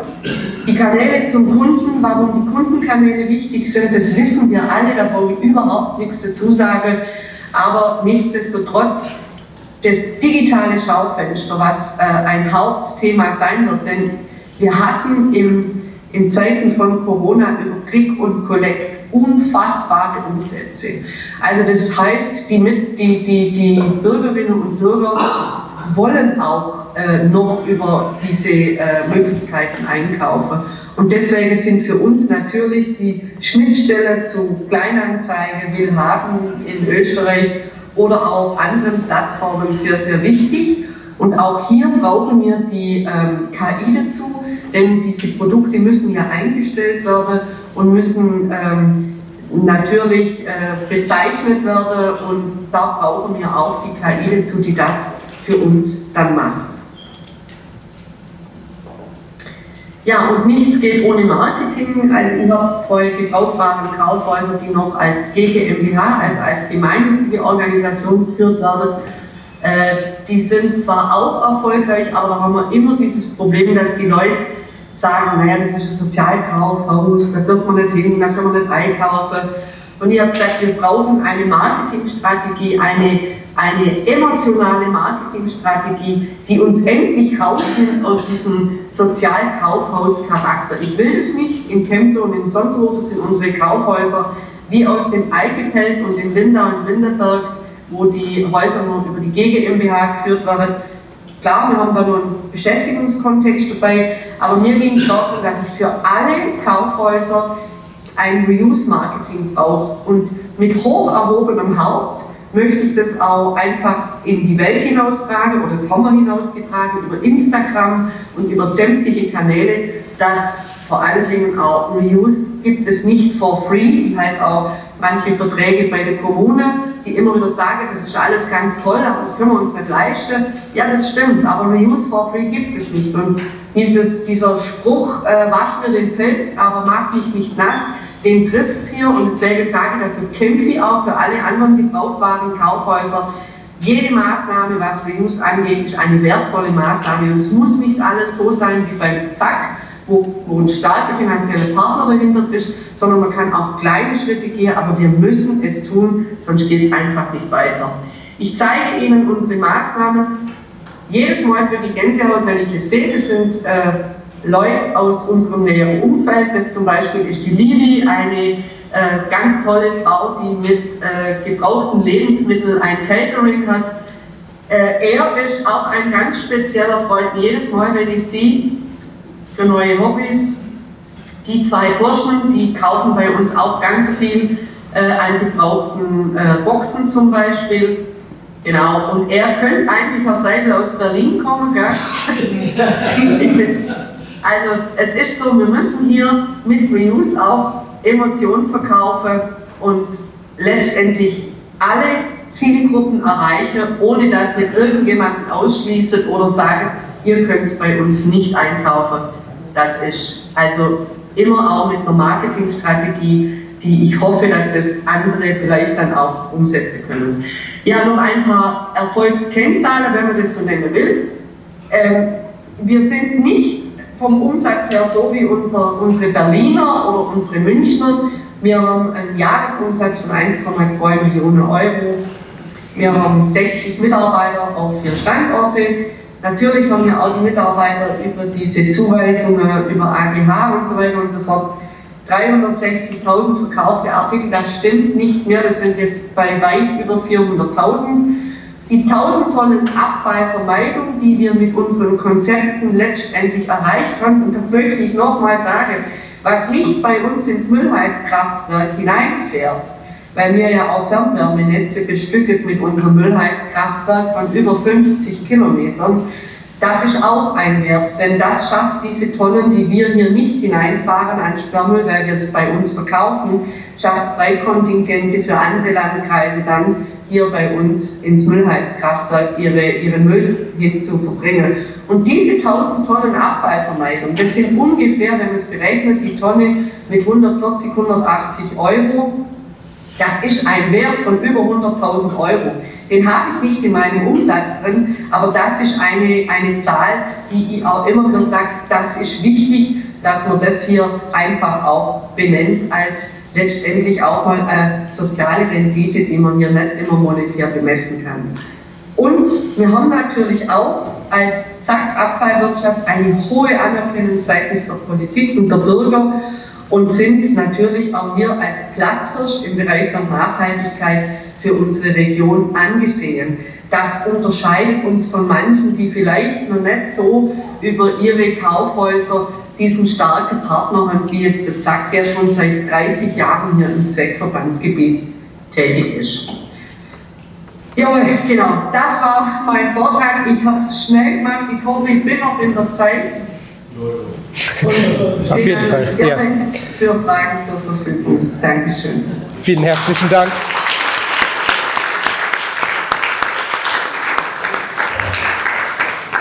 Also sehr reger Applaus hier im Saal. Es gibt bestimmt Fragen dazu. Vielleicht können die Leute, die eine Frage haben, die Hand wieder ausstrecken, dann würde ich das Mikro weitergeben.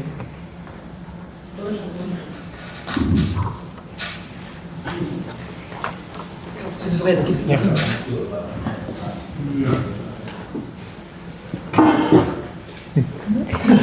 Oder die Leute sind sprachlos. Auf jeden Fall sind sie begeistert. Hallo. Sie machen, also ihr macht Marketing, haben Sie zum Beispiel eine Facebook-Seite und so weiter, also sind Sie auf den sozialen Netzwerken auch tätig? Ich gebe die Frage gleich weiter. Also die Frage aus dem Saal war, ob Sie, also welche Social-Media-Strategie denn auch fahren, um diese Marketingkonzepte rüberzubringen.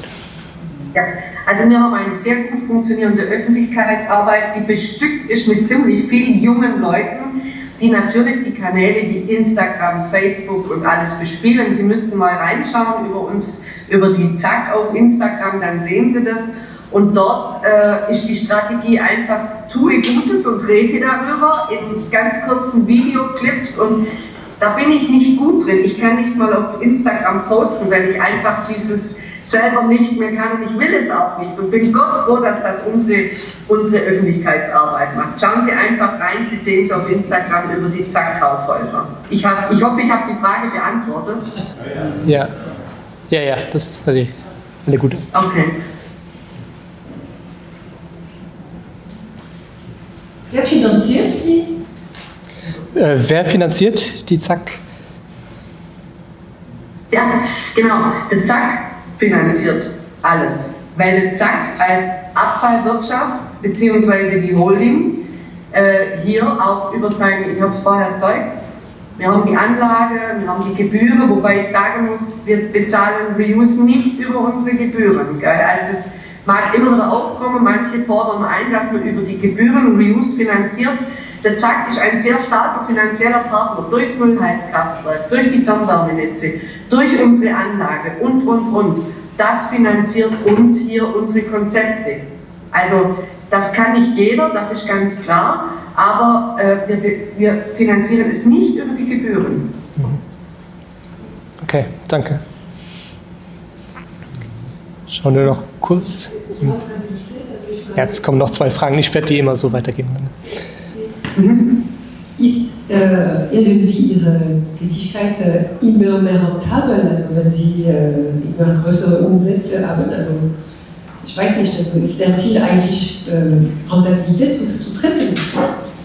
Ja, die Frage war jetzt über die Strategie. Geht es darum, immer rentabler zu werden, immer größeren Umsatz zu machen? Wie sieht das aus? Nein, wir sind defizitär. Wir sind defizitär und das tragen wir auch mit Fassung, möchte ich sagen. Unser Verbandsrat sagt, wir wollen aus dem Kreislaufwirtschaftsgesetz, haben wir die Aufgabe, das ist aber sehr schwammig formuliert. Man sagt, man muss Reuse machen, aber keiner sagt, was genau. Und wir haben die Verantwortung übernommen, dass wir sagen, jawohl, unsere Häuser sind defizitär, das ist uns klar, aber wir übernehmen diesen Auftrag gerne. Und ich möchte auch dazu sagen, also wir haben natürlich auch ganz hohe Personalkosten, weil unsere Mitarbeiter alle bei der ZAK angestellt sind über den Tarif. Das heißt, die ganzen Privilegien, die man hat, wenn man im Tarif angeschlossen ist, die kommen dazu. Deswegen, ich werde nie sehr wahrscheinlich schwarze Zahlen steuern, aber ich werde auch nie so extrem defizitär sein. Und deswegen habe ich vorher gesagt, die Politik steht da dazu, denn in unserem Verbandsrat, in unserem Entscheidungsgremium sitzt die Politik und die Politik bei uns sagt, jawohl, das ist gut, was wir machen, das wollen wir so, auch wenn es defizitär ist, wir leben damit. Und das setzt mich nicht unter Druck. Aber das ist eine sehr hohe Privilegierung, die wir hier haben. Vielen Dank. Ja, Herr Kostrowski, hier von der Deutschen Umweltagentur. Vielen Dank für Ihren tollen Vortrag gehalten. Genau, eine Frage, die ich habe, die von vorhin aufgegriffen. In Norwegen hatte der Herr Löwen erzählt, gab es ja diese Steuer auf Secondhand-Produkte, das quasi bei denen geregelt wird. Also das ist die Frau Kostrowski, die Frage gestellt hat, die kennen Sie ja, von der DRU. Ja. Es war vorhin, also bei den vorherigen Vorträgen im Saal eine Rückmeldung gekommen von einem Beispiel in Schweden oder Norwegen, wo die Umsatzsteuer wieder auf Reuse-Produkte draufgeschlagen wurde. Wie handeln Sie das bei Ihnen? Also in meinen gebrauchbaren Kaufhäusern, die als GmbH geführt sind, habe ich nur 7%. Es ärgert mich maßlos, dass ich in meinen Häusern in Kempten und Sonthofen 19% zahlen muss. Ich bin bis zu unserem Finanzminister Füracker gelaufen und habe gesagt, das muss geändert werden, für alle auf 7%. Das wäre meine Erwartungshaltung. Ich bin gescheitert, aber jeder, der mich kennt, weiß, ich gebe nicht so schnell auf. Und ich wünsche mir auch, dass wir innerhalb, weil ich habe mit Brüssel schon darüber gesprochen, die sagen, das ist eine Staatengeschichte, das können wir nicht. Also das kann man nicht nur von der Bundesregierung aus entscheiden. Das ist mir alles wurscht, wie sie es hinkriegen. Ich möchte das, weil es ist nur fair, wenn auf Reuse-Artikel 7% sind. Und wenn ich sehe, wie der Unterschied von den 12% sind, die ich als GmbH geführte Häuser in Kempten und Sonthofen, 12% ist ein Haufen Holz. Das ist unfair. Und man erwartet von uns, dass wir Reuse machen und dann passiert da aber nichts auf dieser Ebene. Deswegen, ich werde da weiterhin drum kämpfen und brauche die Solidarität aller, die da mitziehen und sagen, jawohl, wir brauchen eine Mehrwertsteuer, die für uns alle tragbar ist. Habe ich die Frage hoffentlich beantwortet? Ja, sehr gut. Aber, ja. Vielen Dank, Frau Mauer. Das war es wundert mich, dass nur Frauen Fragen stellen. Ich weiß nicht, haben Sie nur Frauen?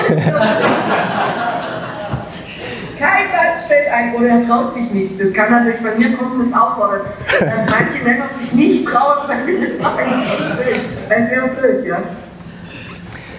Ja, vielen herzlichen Dank. Das war sehr interessant, sehr spannend und sehr komplementär zu dem, was wir bisher gehört haben.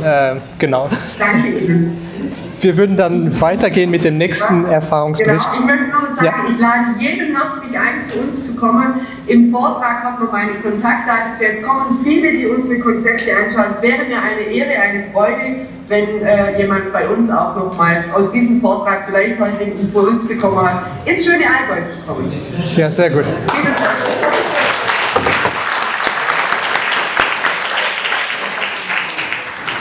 Dankeschön. Dann würde ich Herrn Sebastian bitten, mit seinem Vortrag dann weiterzumachen. Vielen Dank.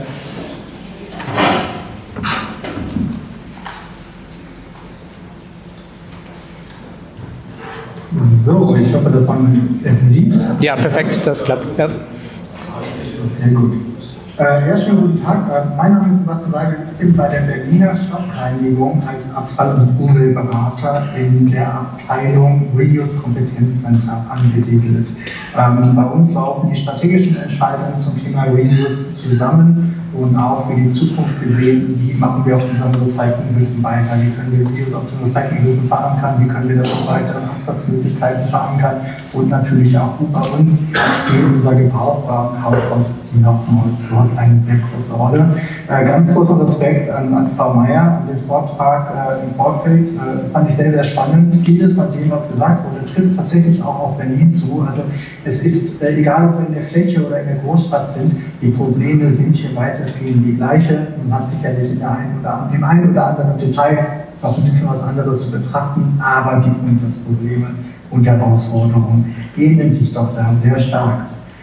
Als BSR zusammenarbeiten mit dem Land, mit der Senatsverwaltung für Umwelt, die in Berlin verantwortlich für das Thema ist und sehen uns da auch tatsächlich als Gestalterin, als aktive Gestalterin von nachhaltiger Abfall- und Ressourcenwirtschaft.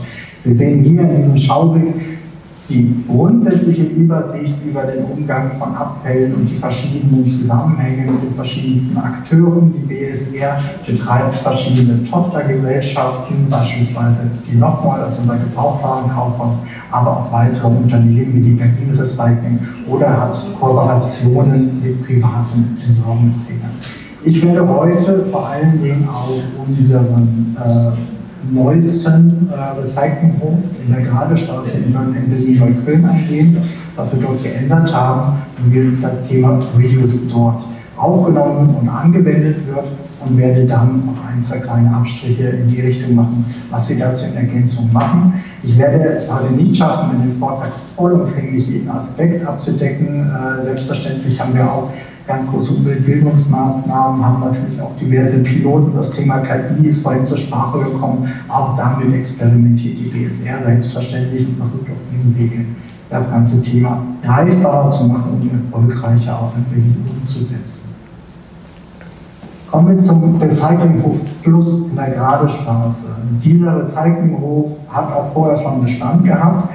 Frau Meier hat es vorhin bei sich als Facelift bezeichnet. Vielleicht kann man das bei uns auch ganz gut anwenden. Und zwar ist dieser Recyclinghof komplett umgebaut worden. Wir haben hier das große Glück, dass wir eine zusätzliche Fläche direkt neben dem Bestandsrecyclinghof hatten und haben, worauf dieser Recyclinghof dann umgesetzt wurde und 2021 aktiv geworden ist. Das ist der größte Recyclinghof, den wir haben in Berlin. Wir haben insgesamt 14 Recyclinghöfe in Berlin mit einer Gesamtfläche von knapp 18.000 Quadratmetern. Sie fragen sich jetzt hier steht ökologische Bauweise mit 2 Gründächern und einer Photovoltaikanlage, die ist hier nicht zu sehen. Das Bild etwas früher aufgenommen wurde, als es aufgesetzt wurde. Wir sehen das aber beides gleich an der Stelle. Der Recyclinghof ist dafür ausgelegt, bis zu 200 Kunden pro Stunde auf den Hof zu lassen und dort ihre Abfälle abgeben zu lassen. Wir sammeln in etwa 28.000 Tonnen pro Jahr auf diesem Recyclinghof und haben Containertransporte von etwa 5.600 Stück pro Jahr. Das Herzstück des Ganzen für uns ist aber ganz klar, dass wir hier eine Implementierung der Gebrauchtwarenannahmestelle direkt haben umsetzen können. Das werden wir gleich noch genauer sehen. Und wenn Sie sich den Hof auch noch mal genauer angucken müssen Sie nicht gleich nach Berlin fahren. Ich habe hier die Webadresse gestellt, wo wir einen virtuellen Rundgang dieses Recyclinghofes umgesetzt haben. Das heißt, da können Sie in aller Ruhe vom heimischen Rechner einmal den Recyclinghof mit all seinen Angeboten betrachten. Genau, jetzt hier die versprochene Photovoltaikanlage und die 2 Gründächer, die wir mit umgesetzt haben. Die haben eine Leistung von 100 Kilowatt und entlasten den Strombedarf des Recyclinghofs selber um etwa 20%. Auch das dürfte bekannt sein von den meisten Recycling- und Wertstoffhöfen, dass diese mit Rollpackern oder ähnlichen Maschinen ausgestattet sind, sodass wir hier natürlich deutlich besser mit den Containerinhalten bzw. mit den verfügbaren Inhalten umgehen können und damit natürlich auch Transporte und so einen CO2-Ausstoß reduzieren können.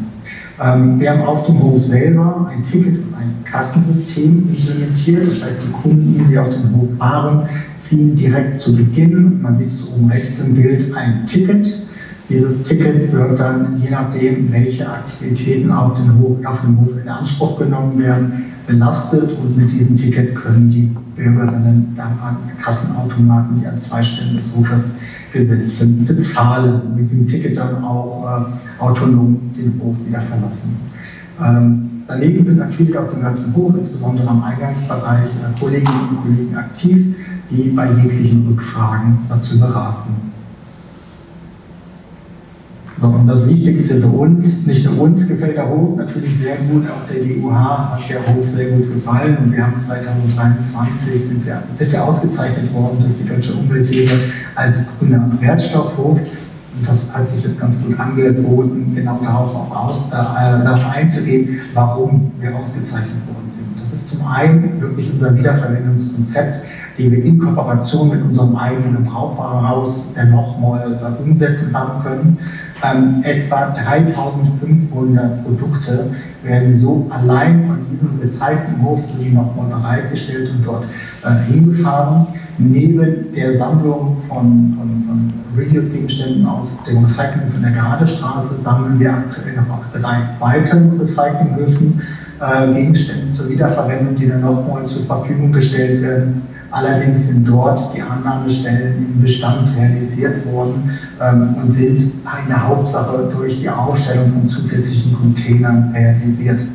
Wir haben in Berlin einfach das Problem in der Fläche. Die Recyclinghöfe bei uns sind nicht dafür ausgelegt, dass die Bürgerinnen dort verweilen können. Und wir wollen auch nicht, dass sie dort verweilen, weil wir entsprechende Betriebsabläufe auf den Höfen realisieren müssen. Wir haben hier auf dem Recyclinghof in der Garadestraße das voneinander trennen können. Das heißt, der Besuchsverkehr ist völlig unabhängig von dem Betriebsverkehr. Das heißt, die Abladung bzw. die Abholung von Containern erfolgt davon unabhängig, was uns etwas mehr Freiheiten bietet. Auf den anderen Höfen ist es aber so, dass wir diese Freiheiten nicht realisieren können, beziehungsweise es jetzt mit den weiteren Aktualisierungen zumindest versuchen werden, es zu vereinfachen und zu verbessern und in diesem Kontext auch den Reuse-Gedanken weiter zu festigen, um hier eine deutlich einfachere Abgabe realisieren zu können. Dennoch hat ansonsten insbesondere der umfassende Service mit den entsprechenden Öffnungszeiten, die sind die längsten Öffnungszeiten, die wir auf allen Recyclinghöfen haben. Das automatisierte Bezahlsystem habe ich schon benannt, und ansonsten ist der Recyclinghof eben auch mit erhöhten Plattformen zum Einwurf in Container ausgestattet. Der Recyclinghof in der Garadestraße in Neukölln ist der Hof, womit am meisten Fraktionen abgegeben werden können, insbesondere auch Schadstoffe. Wir verkaufen vor Ort aber auch alles Mögliche von Müllsäcken über Kompost, und das geht auch relativ zügig. Das komplette Beschilderungssystem ist entsprechend ausgerichtet, so dass die Abläufe schnell vonstatten gehen und die Bürgerinnen hier schnell das finden, was sie brauchen, beziehungsweise was sie wo abgeben können. Und wie ich schon sagte, die Kolleginnen vor Ort sind immer bereit, entsprechend zu beraten. Die Recyclinghöfe zeichnen sich aber dadurch aus, dass dort auch gleichzeitig viele Bildungsangebote durchgeführt werden.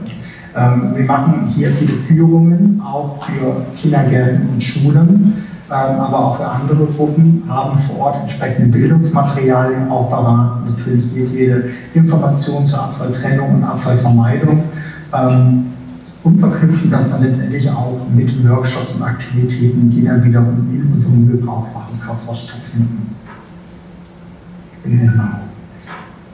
Und für uns ganz wichtig, das Thema Reuse können wir nur ehrlich rüberbringen, wenn wir auch unsere eigenen Mitarbeiterinnen davon überzeugen, dass das der richtige Weg ist. Und das ist gerade auf diesem Recyclinghof oder gerade auf diesem Recyclinghof mit der Garadestraße der Fall. Die Kollegen sind darin geschult, ein Auge dafür zu haben, welche Gegenstände dann tatsächlich das Potenzial haben, direkt weiter wiederverwendet zu werden, beziehungsweise wo mit geringen Aufwänden in guter Zustand wieder hergestellt werden kann. Gleichzeitig haben wir aber aktuell auch für die Kollegen auf den Recyclinghöfen, aber auch für unsere Müllwerker Reuse-Schulungen ins Leben gerufen. Das heißt, wir sind gerade dabei, die bis zu 2000 Kolleginnen, die wir in diesem operativen Bereich haben, als Multiplikatoren zu schulen, ihnen in entsprechender Aufbereitung das Thema Reuse, das Thema Abfallvermeidung so zu vermitteln, dass sie eben auch im Gespräch mit dem Kunden, aber auch im Gespräch mit dem Privaten die Dinge aufgreifen können und sie positiv positiv als Multiplikator verbreiten können und die Aufmerksamkeit natürlich herstellen zu können. Auf dem Hof selber, und das sind jetzt 2 Fotos, nicht bei dem allerschönsten Detail gemacht, aber vermitteln zumindest trotzdem einen Eindruck. Wenn wir auf der Recyclinghof fahren in der Gradestraße, ist es direkt so gestaltet, dass wir dass die Bürgerinnen die Reuse-Sammelstelle direkt anfahren können. Das heißt, sie haben eine eigene Fahrspur, das sieht man links in der rechten Fahrspur und können dann diesen Bereich konkret ansteuern und die Materialien dort abgeben. Dort ist dann direkt jemand, ein Kollege vor Ort, der das Ganze koordiniert und mit der Zuordnung entsprechend unterstützt. Genau, und mit der Eröffnung 2021 haben wir das auch unmittelbar eingeführt. Das läuft quasi seit Tag 1. Auf dem Recyclinghof, vieles von dem habe ich hier bereits genannt. Wir haben etwa 10 bis 15 Warengruppen, die auch in regelmäßigen Abständen mit der Nochmol koordiniert werden. Das heißt, die Nochmol als Gebrauchtwarenkaufhaus kann uns natürlich ganz genau sagen, welche Gegenstände braucht sie aktuell, weil sie besonders gut verkauft werden, weil sie besonders umsatzstark sind aktuell. Die suchen wir dann mit einem besonders geschulten Auge heraus, um sie bereitzustellen. Ganz aktuelles Beispiel, was im Moment scheinbar unglaublich gut funktioniert, sind Schallplatten. Die scheinen tatsächlich sehr, sehr gut angenommen zu werden. Warum das aktuell der Fall ist, können wir aber auch nicht sagen. Aber wir sammeln tatsächlich auf allen Höfen, sogar nicht nur an den 4 Höfen mit Gebrauchtwarenannahmestelle, sondern auf allen 14 Recyclinghöfen, die wir haben, Schallplatten aktuell. Also versuchen wir uns auch da entsprechend anzupassen, wenn es solche Sondernachfrage tatsächlich gibt. Wir nutzen die Gradestraße, den Recyclinghof in der Gradestraße auch als Hub, um von den anderen Recyclinghöfen Mengen, die dort erfasst werden, zusammenzuführen, um logistische Vorteile natürlich zu generieren. Aktuell ist es so, dass die Kollegen in Nordmol etwa 1 bis 2 Mal pro Woche mit ihrem Transporter auf den Hof der Gradestraße fahren und dort in Summe alles mitnehmen, was zur Verfügung gestellt wurde. Die weiteren Höfe werden dann je nach Bedarf oder entsprechend hohen Mengen zusätzlich noch mit angefahren. Die Nochmol selber ist natürlich nicht nur der einzige Punkt, den wir in der Weitergabe von gutem Gebrauchten aktuell ansetzen. Wir haben auch Online-Angebote wie den Tausch- und Verschenkmarkt. Wir haben ein Webangebot, wo vor allem karitative Angebote zusammengefasst werden. Das nennen wir Spenden statt Wegwerfen, wo es eine entsprechende Übersicht nach den Berliner Bezirken sortiert gibt, die dann ganz konkret angeben, was wird gerade gesucht, kann es abgeholt werden, wo kann es abgegeben werden. Die Nochmol als solches ist für uns aber irgendwas ganz Besonderes. Kein reines Gebrauchtwarenkaufhaus. Die Nochmol hat jetzt vor kurzem 5-jährigen Geburtstag gefeiert und ist für uns auf über 2500 Quadratmetern Verkauffläche, aber vor allen Dingen auch Veranstaltungsort.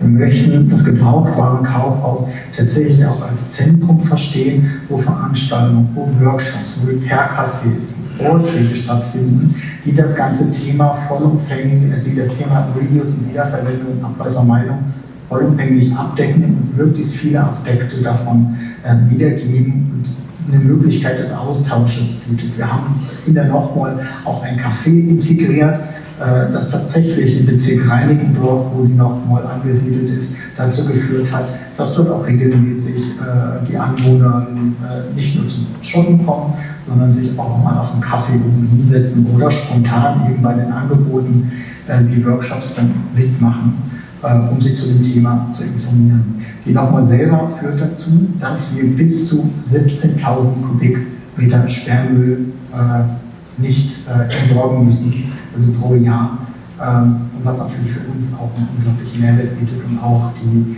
entsprechenden Anlagen entlastet oder zumindest Kapazitäten für andere Stoffströme verhindert.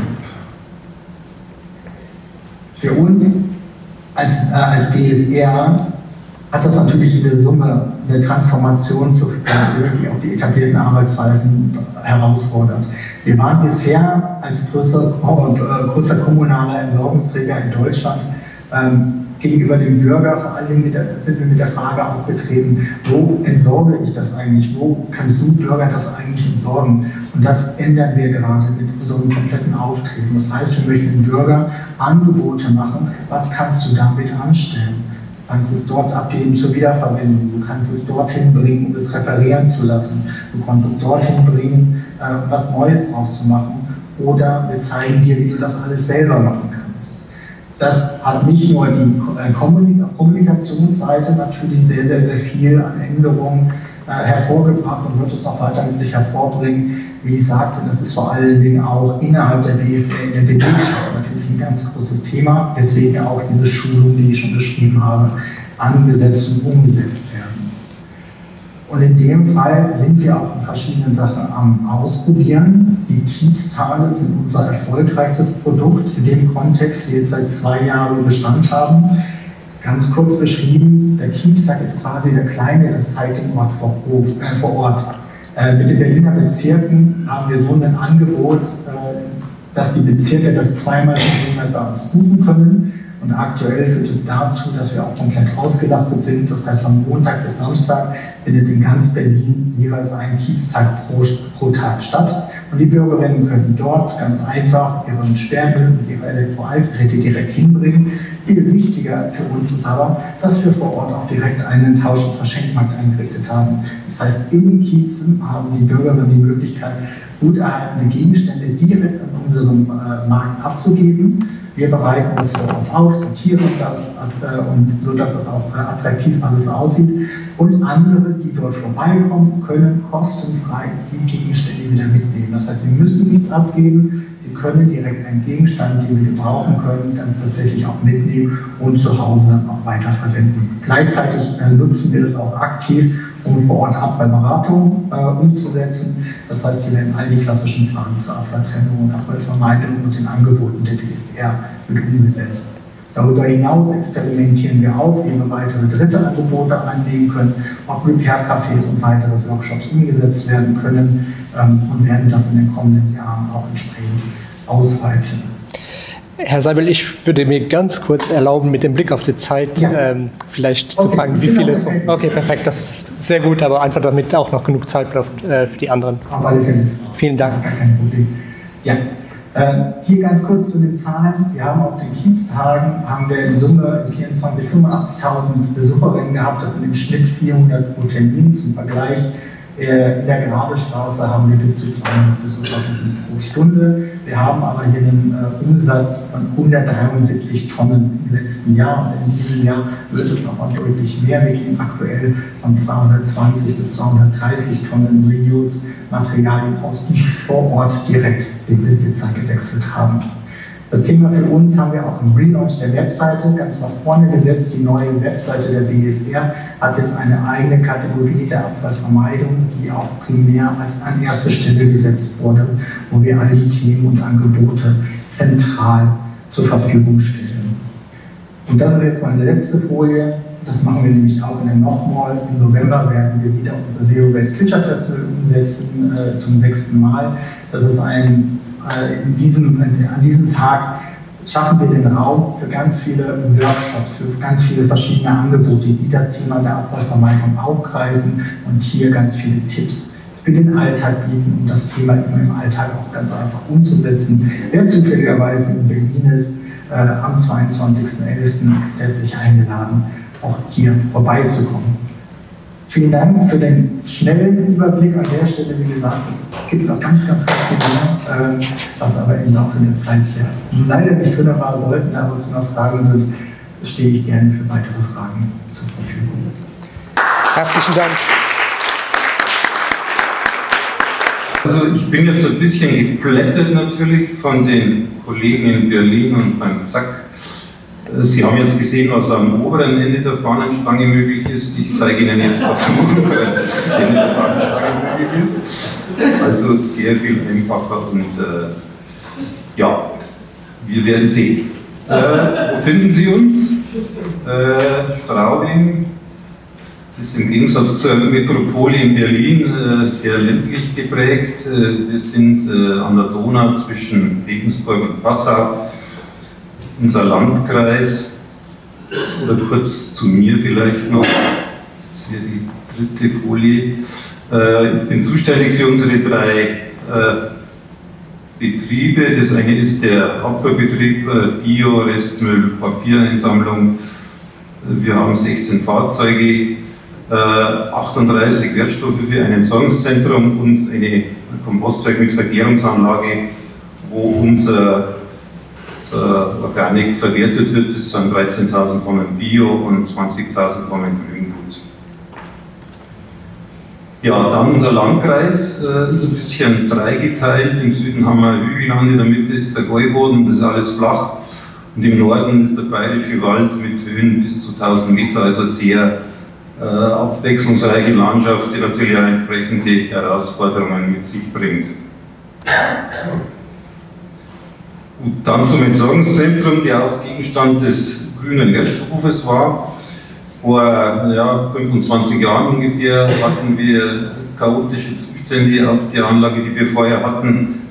Dann dachten wir, jetzt fast alles. Seit 10, 15 Jahren bewegen wir uns wieder auf Chaos zu eigentlich. Und wir hoffen, durch einen entsprechenden Umbau, der in den nächsten 3 Jahren passieren soll, wieder ein bisschen mehr Ordnung reinzubringen. Das nächste, das ist jetzt der Wertstoffhof als Plan. Sie sehen ganz oben die Einfahrt und die Ausfahrt gleichzeitig, dann den öffentlichen Bereich. Die Halle 2 nenne ich sie mal jetzt, das ist überwiegend der Verpackungsbereich, Schrott, Bauschutz, Grüngut, Elektrogroßgeräte. Dann haben wir oben den Sonderabfallbereich, der die ganze Woche geöffnet hat, den Sperrmüllannahmebereich mit allem Möglichen, was kostenpflichtig ist, Elektroschrott und so weiter. Das ist ein bisschen das neuralgische Eck. Und dann den Flohmarkt, um den es dann gehen soll, mit Lagermöglichkeiten.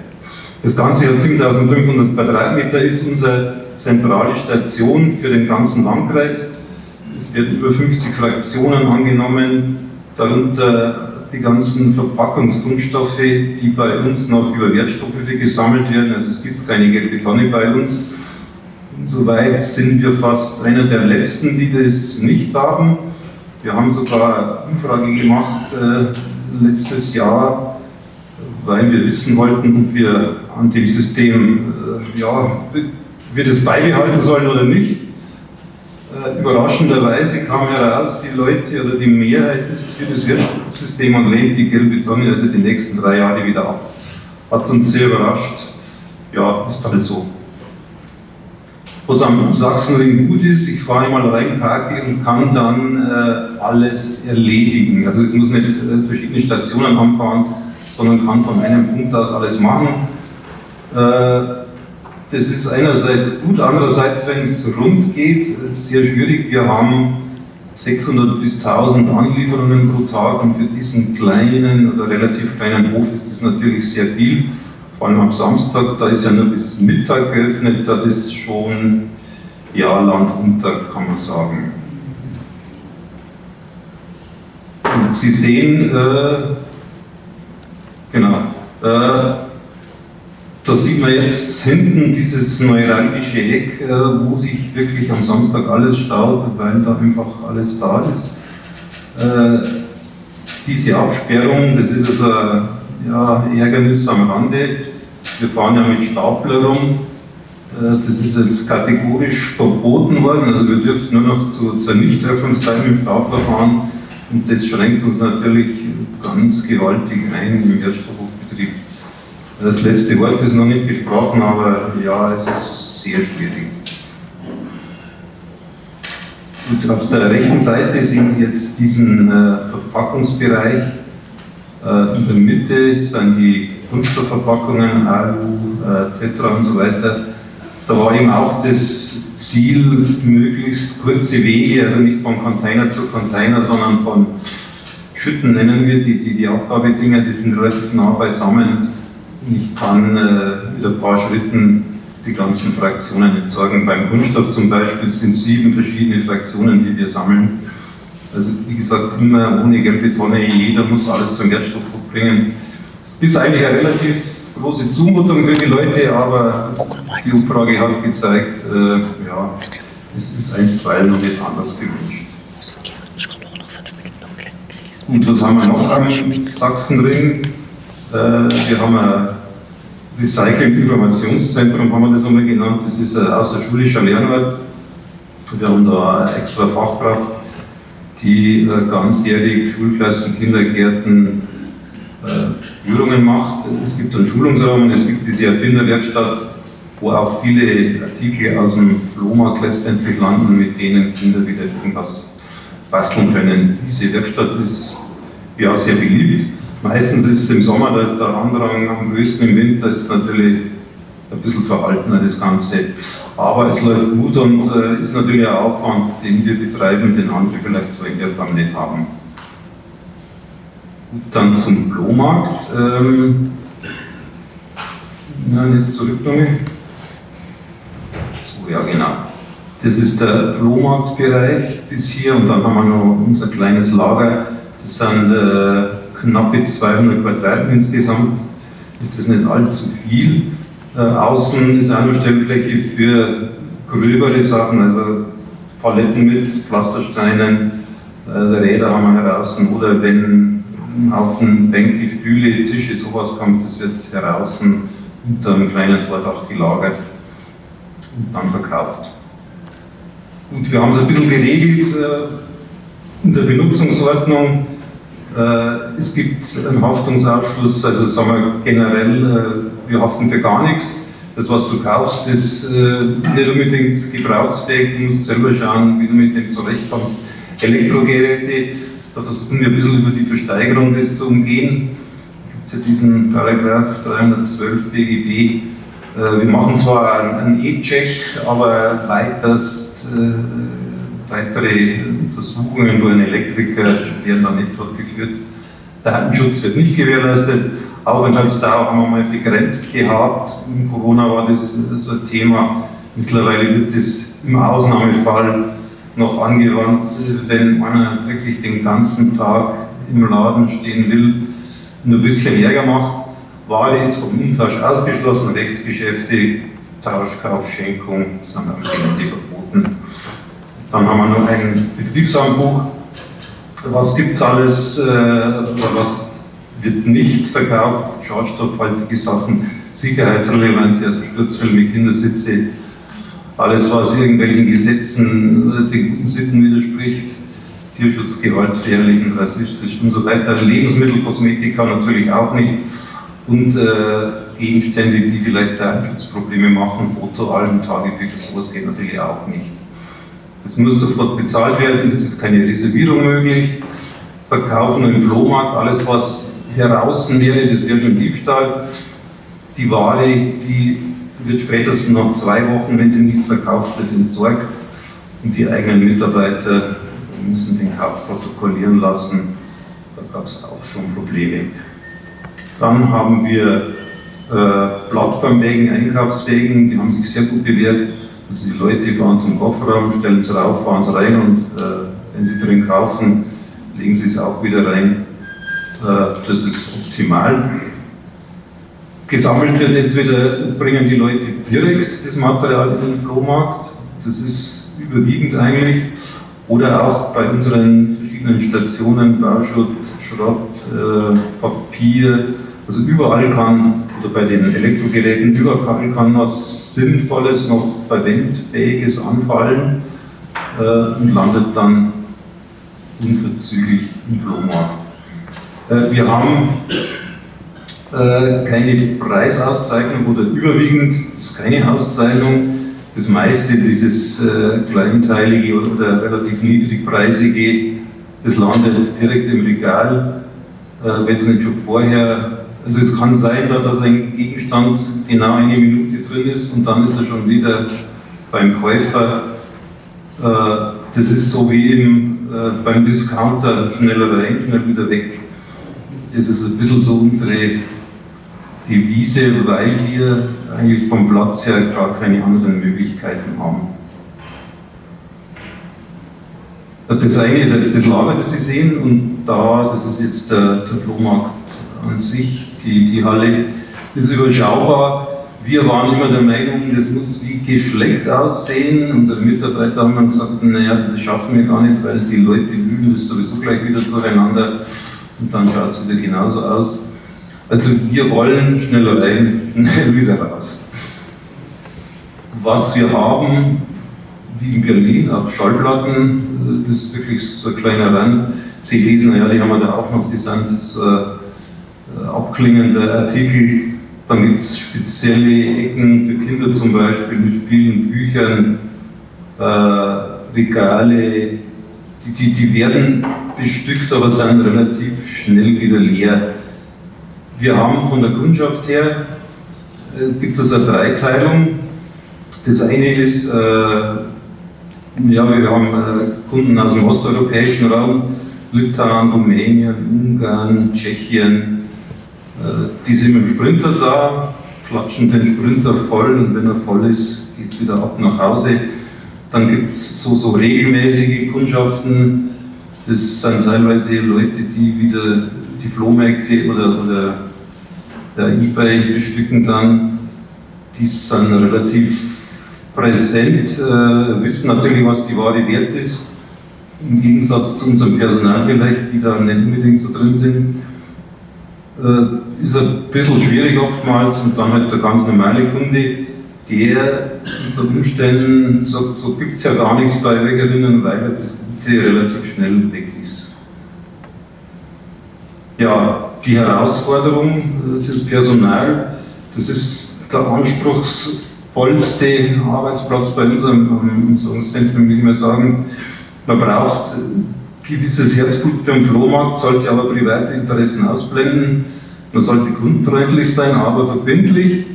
Ich spüre den Wert der Ware haben, aber dem einzelnen Kunden gerecht werden. Ist der arme Rentner, sage ich mal, oder ist der Porsche-Fahrer. Da kann man durchaus ein bisschen abwägen. Und es gibt natürlich Gratwanderung zwischen hohen Einnahmen und möglichst viel Wiederverwendung. Wir haben ungefähr 18.000 Kassengeschäfte im Jahr, Einnahmen so um die 120.000 Euro. Das deckt das Personal locker und ein bisschen das Drumherum. Also insofern denke ich, haben wir nicht so ein Defizit wie die anderen beiden, aber natürlich kann man das schlecht vergleichen. Ja, was ein bisschen ein Problem ist natürlich die Nähe zu den Kundschaft, gewisse Abhängigkeiten, Gefälligkeiten. Wir haben ja keine oder überwiegend keine Festauspreisung, sondern es wird vom Personal festgelegt. Das ist natürlich ein gewisses Problem. Wenn ich natürlich feste Preise hätte, wäre das nicht so. Deswegen haben wir eine gewisse Personalrotation immer wieder drin, weil wir festgestellt haben, dass einfach gewisse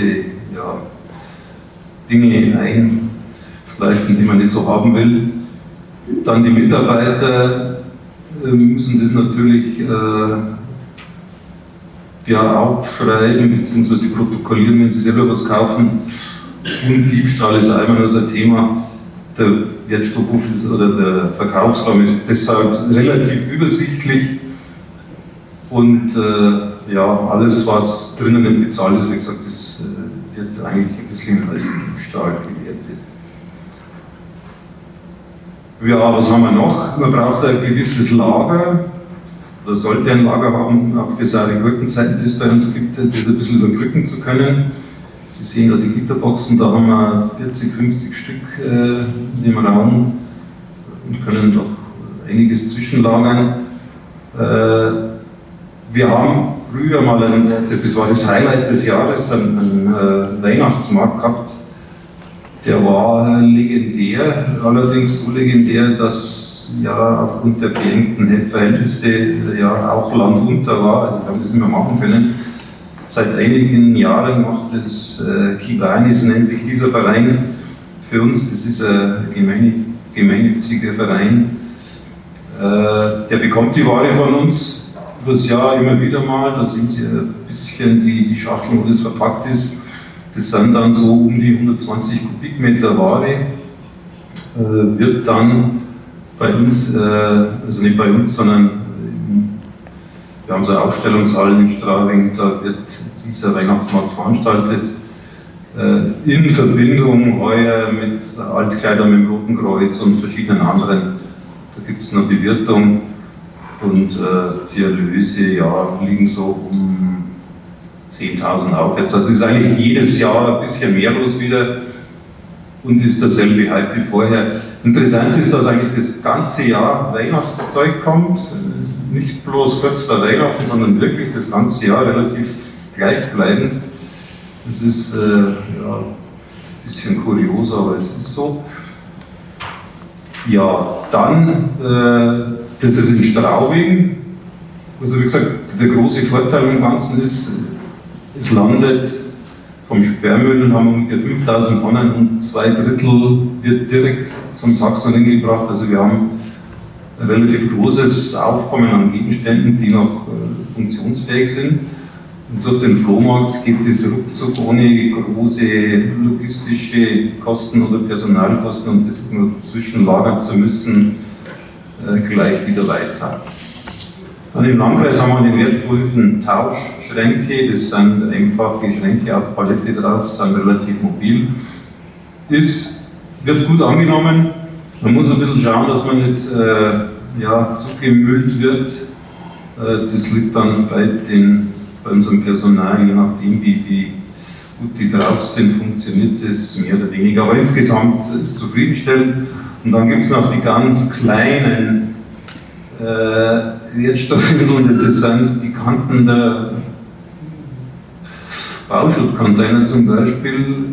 Alles, was noch in Ordnung ist, wird draufgestellt. Und wenn der Container voll ist, wird das reingeschmissen und der Tisch ist wieder neu gedeckt dann. Gut, das war es jetzt im Schnelldurchlauf. Ich habe gesagt, das ist das untere Ende der Fahnenstange, was im Reuse-Bereich möglich ist. Wir haben das natürlich bei weitem nicht so ausgeklügelt wie die anderen. Wir haben aber auch nicht die Platz, personellen und die finanziellen Möglichkeiten. Und daher sind wir eigentlich zufrieden mit dem, aber natürlich nicht ganz zufrieden. Was würden wir uns wünschen in Zukunft?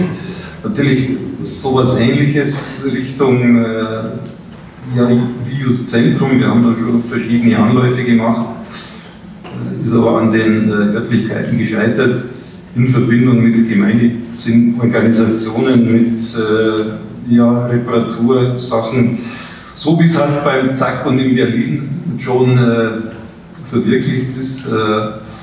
Aber wie gesagt, das braucht man ein bisschen. Dann Schulungsmöglichkeiten für Mitarbeiter. Die KI ist dann natürlich eine Möglichkeit, den Wert der Ware zu erkennen. Ja, und selber hoffen wir auf mehr Platz, weil der Platz ist eigentlich unser größtes Problem in allen Belangen, auch auf dem Entsorgungszentrum. Gut, soweit im Schnelldurchlauf von unten, vom unteren Ende der Fahnenstange. Vielen Dank, Herr Reichinger, das war trotzdem sehr interessant.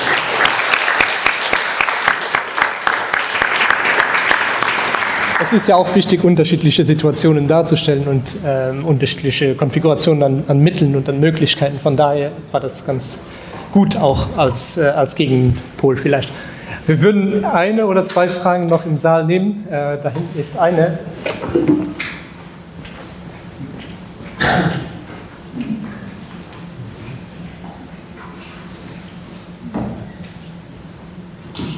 Wie lang bleiben die Waren da gelagert, solange sie nicht verkauft werden? Und was geschieht mit den Waren, die überhaupt nicht mehr verkauft werden?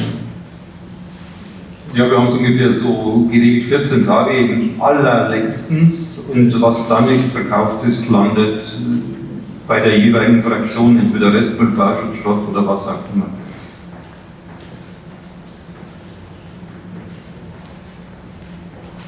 Okay, ich sehe jetzt keine anderen Wortmeldungen mehr im Saal. Dann würde ich mich noch mal sehr herzlich bei Ihnen drei bedanken für diese sehr kostbaren Erfahrungsberichte, die ihr heute Nachmittag noch geliefert habt. Das wird auch die Diskussion dann, denke ich mal, anregen, jetzt, wenn wir zusammen hier im Saal ein Glas zusammen trinken. Da sind Sie jetzt leider nicht dabei, aber wir denken Sie an Sie dann an dem Moment. Vielen Dank. Ich begrüße dann sehr herzlich nochmal Andrea Kostrowski, die sich bereit erklärt hat, unser Seminar auch mit Ansätzen und Anreizen aus Deutschland zu unterstützen. Und sie wird einen spannenden Vortrag halten zu Kriterien für gelungene Wertstoffzentren anhand von konkreten Beispielen aus dem Ausland. Noch eine ganz kurze Präzision. Also es gibt ganz viele Vorträge, aber wir sind natürlich auch sehr froh, wenn Sie Fragen stellen. Ich werde nachher dann immer mit dem Mikro durch den Saal gehen. Wenn Sie dann Fragen haben, können Sie die sehr gerne stellen und wir werden unser Bestes tun, darauf zu antworten. Vielen Dank. Ja, danke, Marc. Erst einmal vielen herzlichen Dank für die Einladung, dass ich heute nach Luxemburg kommen konnte, um Ihnen unsere deutsche Aktion, unseren Wettbewerb Grüner Wertstoffhof vorzustellen, aber eben vielleicht auch, wer sind wir als Deutsche Umwelthilfe für diejenigen unter Ihnen, die uns noch nicht kennen und warum haben wir diesen Wettbewerb ausgelobt und welche verschiedenen Reuse-Konzepte haben wir letzten Endes dort gefunden und auch ausgezeichnet. Genau, ich gebe einen kurzen Überblick über unsere Umwelt- und Verbraucherschutzorganisation, dann vielleicht ein Punkt, der Ihnen wahrscheinlich allen schon geläufig ist, dass Wertstoffzentren, Wertstoffhöfe aus Umweltsicht natürlich sehr wichtig sind. Dann eben unseren Wettbewerb Grüner Wertstoffhof, den werde ich kurz beleuchten und dann auf die gelungenen Reuse-Konzepte eingehen.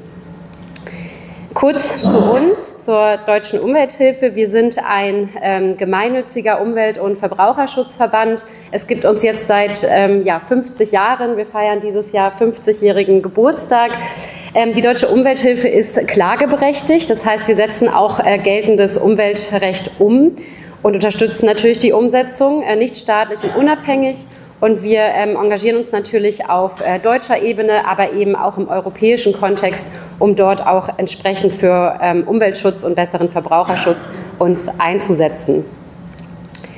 Vielleicht kurz einen Umriss über unsere Themen. Wir sind sehr vielfältig aufgestellt. Wir arbeiten zum einen natürlich klassisch zum Klima- und Naturschutz, aber eben auch Energieeffizienz im Bereich Mobilität zum Thema Luftqualität und Verkehr, Mobilitätswende, dann eben auch zum kommunalen Klimaschutz und dann natürlich mein Herzensthema zur Kreislaufwirtschaft. Da bin ich verwurzelt. Genau, und ich arbeite quasi im Team der Kreislaufwirtschaft als Referentin für verschiedene Themen. Es sind zum einen Produktregulierungen wie Batterien, Fahrzeuge, aber auch Ökodesign und eben auch zum Thema Wertstoffhöfe, Wertstoffzentren. Ja, das ist vielleicht ähnlich wie in einer Universitätsvorlesung. Es ist Ihnen allen geläufig, die Wertstoffhöfe sind aus Umweltsicht von besonderer Bedeutung. Denn zum einen sind sie eben dieser Begegnungspunkt, wo jeden Tag viele Bürgerinnen und Bürger hinkommen und ihre Wert- und Schadstoffe fachgerecht und sachgerecht entsorgen möchten. Dabei ist eben guter Service umweltfreundlich, denn dadurch können hohe Erfassungsmengen erzielt werden, die natürlich letzten Endes auch Umweltprobleme und eine unsachgemäße Entsorgung reduzieren. Denn natürlich möchten wir eins, dass vor allem auch Schadstoffe nicht in der Umwelt landen, sondern sachgerecht entsorgt und auch Wertstoffe am Ende natürlich in die Wiederverwendung oder Verwertung gegeben werden. Den Punkt Kommunikationsort, den spreche ich sehr gerne an. Wir hatten heute Morgen, ich habe bereits ein Ressourcenzentrum besucht, darüber gesprochen, wo begegnen wir als Menschen eigentlich dem Thema Wert- und Schadstoffe, wo werden wir darüber aufgeklärt? Das ist zum einen natürlich bestenfalls in der Schule. Passiert dies nicht in der Schule, dann sind es eben die Wertstoffzentren, wo man das erste Mal damit in Kontakt kommt. Deswegen sind sie eben so ein wichtiger Kommunikationsort, um Kreislaufwirtschaftsthemen, um Umweltsensibilisierung durch das dort geschulte Personal den Bürgerinnen und Bürgern näher zu bringen. Ja, und wenn man dann eben begriffen hat, dass ich hierher kommen kann zum Wertstoffzentrum, um auch meine gut erhaltenen Altprodukte abzugeben, dann kommen die Bürgerinnen und Bürger natürlich gerne nutzen diesen Service für die Wiederverwendung und tragen so, ohne dass sie es vielleicht wussten, zu politischen Zielen bei. Denn die Politik hat natürlich Ziele, Abfallvermeidung, Wiederverwendung, größer gedacht, Ressourcen- und Klimaschutz. Und so sind wir alle Teil dieser Bewegung und freuen uns, dass wir über diesen Ort quasi dazu beitragen können. Genau, deswegen natürlich auch hier nochmal klassisch die Abfallhierarchie, wir alle kennen sie. Es sollten eben auf Wertstoffhöfen, Ressourcenzentren nicht nur Wert- und Schadstoffe gesammelt werden, sondern insbesondere der Fokus eben auf die Vermeidung und Wiederverwendung von Abfällen gelegt werden. Bevor ich zu unserem Wettbewerb komme, möchte ich noch mal etwas Hintergrund dazu geben, warum wir den Wettbewerb eigentlich ausgerufen haben. Die Deutsche Umwelthilfe ist relativ bekannt dafür, dass wir in verschiedenen Bereichen Testbesuche, Tests machen, um einfach auch zu schauen, wie läuft es, ist der Status quo, wie läuft es derzeit auf den Wertstoffzentren. Wir haben jetzt gerade in 2025 in den Bundesländern Hessen und Nordrhein-Westfalen wieder Testbesuche gemacht, wo wir insbesondere schauen, wie sind die Service- und Umweltaspekte auf den Wertstoffhöfen. Die Ergebnisse sind noch nicht veröffentlicht, aber werden im Laufe des Jahres durch Pressemitteilungen, durch eine Webseite veröffentlicht und einsehbar sein. Wir haben dabei unterschiedliche Aspekte, die wir bewerten. Zum einen natürlich diese klassischen Service-Aspekte, wie sind die Öffnungszeiten, wie ist der Service generell, die Beschilderung, wie ist das Personal auf dem aktuellen gesetzlichen Stand, können Sie alle Fragen beantworten, also zum Punkt Beratung zur Rückgabe. Aber wir schauen uns eben auch an, welche Wertstoffhöfe fördern vielleicht schon ganz proaktiv auch die Wiederverwendung und nehmen auch Elektrogeräte insbesondere zurück, denn das ist so gesehen noch nicht verpflichtend für die Wiederverwendung, aber wir wollen es natürlich vor allem aus Umweltschutzgründen sehen, dass natürlich dieser Ort von den Bürgerinnen und Bürgern gerne aufgesucht wird, um auch ihre Elektroaltgeräte abzugeben. Ja, und so hat sich dieses Jahr ein relativ, ja, ich würde sagen, gutes Bild gezeigt. In den vergangenen Jahren hatten wir auch schon etwas schlechtere Ergebnisse. Sie sehen es hier an der Grafik links. Die Gesamtbewertung der getesteten Wertstoffhöfe lag jetzt im Mittelfeld bis gut. Das begrüßen wir natürlich sehr. Wir hatten aber in den vergangenen Jahren auch, oder haben es immer wieder natürlich auch ein paar schlechte Beispiele. Deswegen haben wir uns unter anderem auch gesagt, wir brauchen Wertstoffhöfe in der Öffentlichkeit, die es schon gut machen, die einfach schon die Extrameile gehen, die einfach sagen, wir wollen über das Ziel hinaus, wir wollen eigentlich schon guten Umweltschutz fördern und machen da auch ganz viel. Deswegen der Wettbewerb lobt diese Wertstoffhöfe aus. Aber vorab noch, die Deutsche Umwelthilfe, die unterstützt auch die Gütezeichen oder das Gütezeichen 950 unter der RAL als Zertifizierungssystem. Wir befürworten das, bekräftigen das auch bei uns in der Öffentlichkeitsarbeit, denn die RAL setzt letzten Endes so auch Kreislaufwirtschaft um und stellt Anforderungen an Wertstoffhöfe in Bezug auf logistische, bauliche, service- und beratungsorientierte Aspekte. Und ich denke, das bietet dann Wertstoffhöfen, die das gerne als Auszeichnung oder als Gütezeichen haben wollen, eine gute Orientierung. Das vielleicht nochmal an der Stelle. Dann komme ich zum Wettbewerb. Ich hatte jetzt die einleitenden Worte bereits gesagt, warum wir aus dem Hintergrund heraus diesen Wettbewerb durchführen. Wir haben ihn jetzt seit 2020 schon 3-mal durchgeführt und planen auch jetzt im kommenden Jahr wieder eine Bewerbungsrunde. Das wird dann quasi öffentlichkeitswirksam ausgeschrieben. Tatsächlich rufen auch einige Kommunen schon bei mir an und fragen, wann ist es denn wieder soweit, wann können wir uns wieder bewerben für den Wettbewerb. Und dann letzten Endes läuft das dann eine gewisse Zeit mit der Bewerbung. Die Ziele sind natürlich eben zukunftsfähige, beispielgebende Konzepte, vor allem Reuse, Wiederverwendungskonzepte auszuloben, dann aber eben auch das kommunale Engagement zu ehren, denn wir sehen eben auch die Wertstoffhöfe, die natürlich nochmal eine Ehrung, auch öffentlichkeitswirksam, auch politisch bekommen, haben natürlich nochmal eine große Motivation und sehen auch, dass sie ihre Arbeit, dass sie zu politischen Zielen damit beitragen.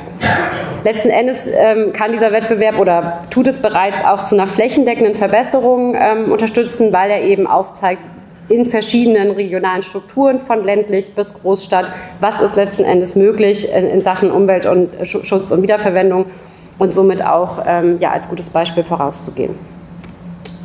Hier ist ein kurzer Überblick über die bisherigen Wertstoffhöfe, Wertstoffzentren, die wir ausgezeichnet haben. Wie gesagt, kategorisiert von ländlich bis Großstadt und auch die verschiedenen Wiederverwendungskonzepte, die in diesen einzelnen Wertstoffhofzentren umgesetzt werden. Auf die möchte ich jetzt im weiteren Verlauf gerne gezielter eingehen. Genau, zum einen ist es eben dieser kostenlose Wiederverwendungsbereich als klassisches Konzept, wo die Bürgerinnen und Bürger ihre Wertstoffe oder ihre noch gebrauchsfähigen Produkte beim Wertstoffhofpersonal abgeben können. Diese dann wo das Personal es entweder direkt in diesen Tauschbereich überführt oder gegebenenfalls noch kurz prüft und sichtigt. Oder die Bürgerinnen und Bürger können jetzt, wie hier in dem Beispiel 2 von dem Tauschhaus in Jena, einfach auch selbst ihre Produkte reinstellen, etwas anderes mitnehmen, etwas niedrigschwelliger quasi. Aber das ist ein beliebtes Wiederverwendungskonzept, was wir jetzt bei mehreren BewerberInnen gesehen haben. Deswegen das als eine mögliche oder als ein mögliches Reuse-Konzept. Dann das zweite, etwas quasi ein bisschen aufwendiger oder ein bisschen mit mehr logistischem Hintergrund natürlich quasi verbunden ist dann eben der Eigenbetrieb eines Second-Hand-Kaufhauses oder eben auch die Weitergabe an Second-Hand-Kaufhäuser. Je nach geografischer Struktur haben wir jetzt eben in unserem Wettbewerb verschiedene Möglichkeiten gesehen. In Sonthofen zum Beispiel, genau, separiert das Wertstoffhofpersonal quasi dann die angenommene Ware und führt es dann dem Second-Hand-Kaufhaus zu. Dort wird es dann quasi verkauft, also für einen kleinen Preis. Aber es gibt eben auch quasi alternative Konzepte, wie jetzt zum Beispiel in Berlin, da werden wir gleich auch noch einen Vortrag zu hören, aber dort werden quasi die noch gebrauchsfähigen Güter auf dem Wertstoffhof abgegeben, die wiederum diese Produkte in einer Lagerhalle lagern und dann an ein Second-Hand-Kaufhaus in der Stadt abgeben, also die Nochmal, so heißt sie. Ist natürlich auch verbunden einfach mit dem baulichen, logistischen Aspekt, dass auf dem Wertstoffhof selbst der Platz einfach für ein Second-Hand-Kaufhaus nicht gegeben ist. Aber das ist in Städten dann häufig so, dass man dann eben mit den gegebenen Second-Hand-Infrastrukturmöglichkeiten, die man hat, kooperiert. Aber im ländlichen Raum haben wir es jetzt öfter gesehen, dass die Wertstoffhöfe eben auch Platz haben für ein Second-Hand-Kaufhaus und es dann dort selbst betreiben. Genau, wenn man quasi zusätzlich, oder das kann man eben verknüpfen mit einer stationären Wiederverwendungskonzept, ist natürlich auch die Weitergabe und die Kooperation mit sozialen Einrichtungen. Hier haben wir eben zum Beispiel die Möglichkeit, dass natürlich soziale Initiativen gespendete, noch gebrauchsfähige Produkte bekommen können, wodurch sie dann zum Beispiel wie auch hier in Straubing einen Weihnachtsflohmarkt machen können. Man kann natürlich, wie in Jena ist das der Fall, auch mit dem Repair-Café kooperieren, sodass zum Beispiel die Ehrenamtlichen aus dem Repair-Café sich aus dem Elektro-Altgeräten quasi abgesprochen auch einzelne Ersatzteile nehmen können, sodass sie zusammen mit den Bürgerinnen und Bürgern gut reparieren können. Genau, und dann eben auch noch andere Produkte, Fahrräder, auch für die Wiederverwendung separieren. Natürlich kann man das auch eben öffentlichkeitswirksam machen durch gute Beschilderung auf dem Hof, dass man direkt sich zurechtfinden kann, wenn man vor Ort ist. Ja? Betriebe, Paul, aber der Betriebe steht. Achso, genau, also Unternehmen können natürlich dann quasi auch kooperieren mit den Wertstoffhöfen, wenn sie quasi ihre nicht mehr gebrauchsfähigen Produkte, die sie nicht verkaufen, loswerden möchten, können sie die an den Wertstoffhof geben und dann quasi auch eine Art Spende vorweisen. Genau, dann gibt es natürlich die Möglichkeit noch von Veranstaltungen und Festen. Also das geht quasi mit dem Betrieb des Wiederverwendungsbereichs einher. Das heißt quasi, der Hof kann Flohmärkte, Tauschtage und auch je Saison quasi Veranstaltungen organisieren. Da haben wir hier zum Beispiel in Leppe auch den Bergischen Tauschrausch. Dort werden quasi auch Altprodukte das ganze Jahr über gesammelt vom Personal und zu verschiedenen Anlässen gibt es dann quasi Tauschfeste oder Aktionen mit Kindern. Das ist auch eine Möglichkeit. Entweder macht es kostenlos oder es wird quasi gespendet. Das haben wir eben als weitere Reuse-Konzept noch möglich gehabt. Und genau, als letzte Möglichkeit, das Ganze natürlich eben auch online zu machen. Wir wissen, vieles in unserem Leben findet digital statt, dass man eben alternativ auch eine Plattform aufbaut, wo zum einen dann die Wertstoffhöfe wieder als Sammelort dienen, aber dann quasi eben auch geschaut werden kann, auf dieser Plattform können die Bürgerinnen und Bürger das unter sich tauschen, wie wird es abgeholt. Da gibt es dann verschiedene logistische Mechanismen. Ich denke, da wird der Kollege von der BSR wahrscheinlich nachher auch noch was zu sagen. Genau, das sind so die 4 typischen Konzepte, die uns innerhalb des Wettbewerbs aufgefallen sind, die ich gerne jetzt an Sie heute weitertragen wollte. In dem Sinne, ja, herzlichen Dank.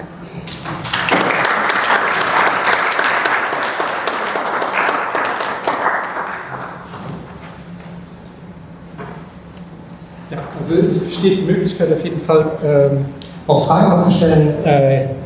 Andrea ist hier, es waren jetzt sehr viele, sehr interessante Ideen, aber vielleicht gibt es dazu noch Rückfragen oder Bemerkungen, Konzepte, die Ihnen besonders gut gefallen, einfach die Hand zeigen und dann gebe ich das Mikro weiter und dann kann Andrea gegebenenfalls noch darauf reagieren.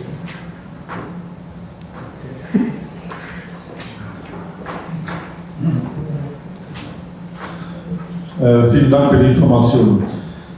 Ich habe eine grundsätzliche Frage, erstens mal. Diese Wiederverwendung und das Weitergeben oder Flohmärkte oder weiter, das hängt ja auch viel damit zusammen, welche soziale Struktur man anspricht. Weil eine Stadt wie Leipzig ist nicht vergleichbar mit München. Eine Stadt wie Berlin ist nicht vergleichbar mit Hamburg. Es gibt richtige, große soziale Unterschiede und die drücken sich ja auch dadurch aus, dass Second-Hand-Material eher verwertet wird auf der einen Seite und nicht auf der anderen. Das war meine erste Frage. Und die zweite wäre, es ist ja schön, wenn man Beispiele hat von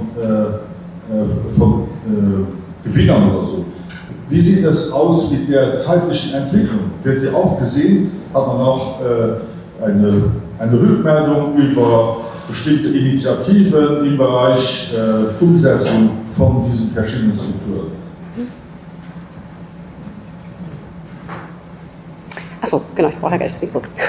Ja, vielen Dank für Ihre Frage. Genau, zum einen zu diesem sozialen Aspekt. Also es gibt natürlich einmal die Möglichkeit, wie Sie richtig gesagt haben, dass über jetzt ein Second-Hand-Kaufhaus etwas erworben wird. Das ist natürlich dann kostenpflichtig. Gleichzeitig kann eben über diese Tauschformate oder Kieztage oder verschiedene Punkte, die vielleicht auch die Kollegen nachher noch aus Berlin mit erzählen, an eine andere Zielgruppe erreicht werden. Aber es ist natürlich, da gebe ich Ihnen recht, sozial unterschiedlich, welche Möglichkeiten sich ergeben. Das haben wir jetzt, also wir schauen uns natürlich erstmal nur an, was gibt es überhaupt, inwiefern das jetzt dann auf soziale Stränge auszubauen ist, da haben wir jetzt noch keine Beobachtung per se gemacht, aber es wäre auf jeden Fall mal interessant, auch vielleicht von den Praktikern nachher zu hören, was die als Feedback bekommen in ihren Angeboten. Das können wir vielleicht nachher nochmal aufgreifen.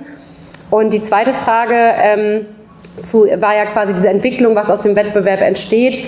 Wir haben zum Beispiel gesehen, als wir den Wettbewerb das erste Mal ausgeschrieben haben, haben sich deutlich mehr Wertstoffhöfe beworben. Also natürlich, es war das erste Mal, die haben gehört, da gibt es einen Wettbewerb. Die Kriterien haben wir zwar festgelegt, aber die hatten natürlich noch keine Benchmark, was bisher, welcher Hof gewonnen hatte, sodass wir jetzt in den weiteren Jahren gemerkt haben, die Bewerberzahlen gingen immer zurück, weil natürlich diese Benchmark-Höfe, die wir auszeichnen, auch eine gewisse Message senden. Wir hatten dann auch Höfe, die haben dann beim zweiten Mal gesagt, wir ziehen vielleicht unsere Bewerbung nochmal zurück, weil wir möchten uns erst nachbessern, weil wir wollen vielleicht zum Beispiel erst einen Wiederverwendungsbereich aufbauen und dann bewerben wir uns nochmal. Jena war zum Beispiel so ein Beispiel im Osten von Deutschland.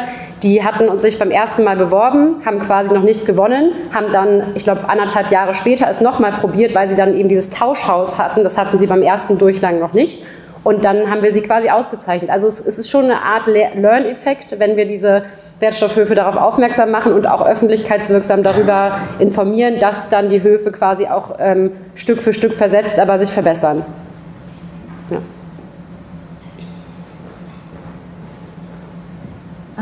Vielen Dank für den Vortrag. Ich hätte eine Frage zu den, Sie haben erzählt, dass auf einem Slide war, dass eben auch Materialien, also Elektrogeräte wieder repariert werden.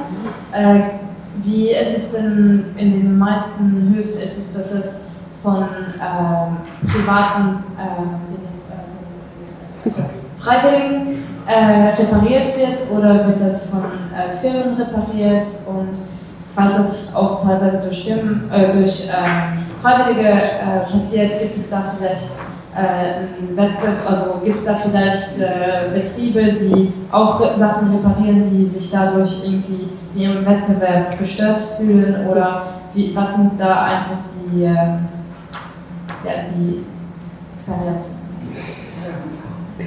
Also ja, ich glaube, ich verstehe Ihre Frage. Vielen Dank.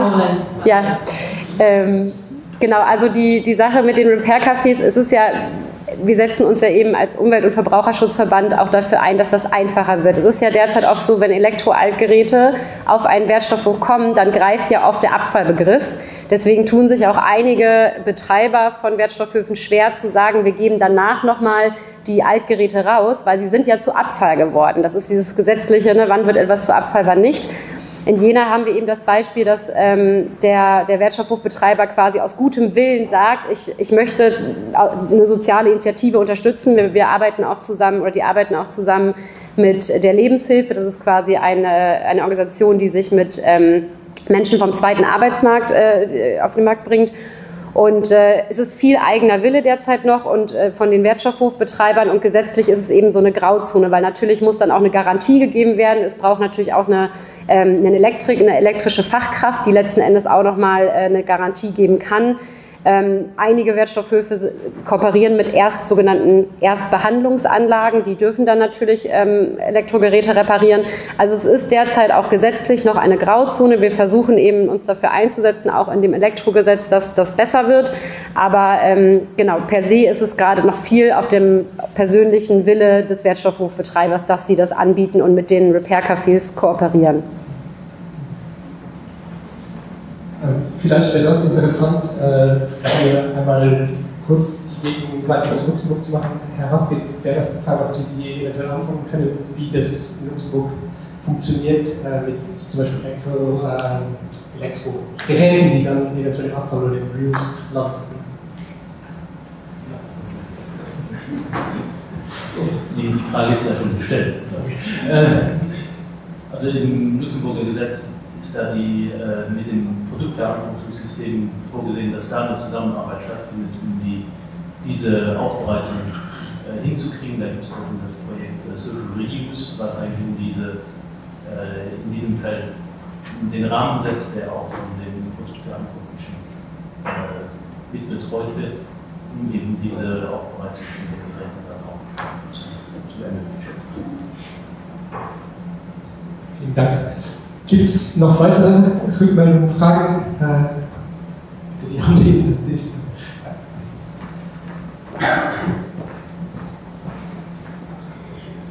Ich gucke nur kurz vor was. Das heißt, in Luxemburg ist das kein Abfall. Das Problem, das eben hergelegt wird aus Deutschland, ist in Luxemburg gut geregelt.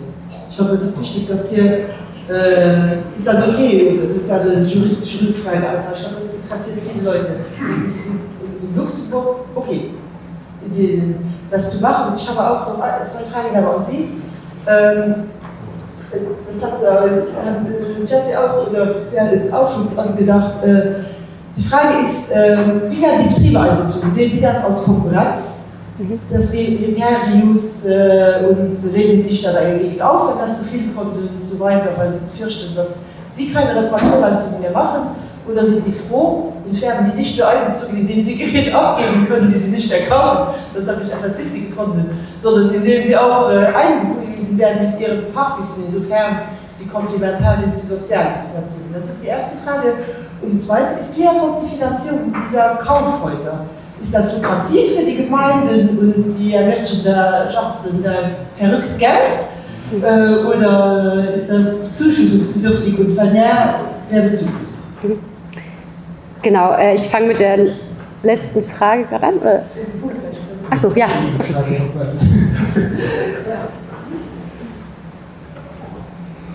Interessanter Nachmittag, wie gesagt. Ein Teil ist über das Elektrogesetz geregelt und es ist der Verbraucher, der entscheidet, wo er seine Geräte abgibt. Wenn er die in den Social Reuse-Ecke abgibt, dann ist es kein Abfall, das ist eine Entscheidung, die der Bürger trifft, ob er das als Abfall in den Ressourcenzentren abgibt. Deshalb auch diese Weiterentwicklung auf reglementarischer Basis, damit auch diese Orte geschaffen werden von den Gemeinden, um das dann besser zu handhaben.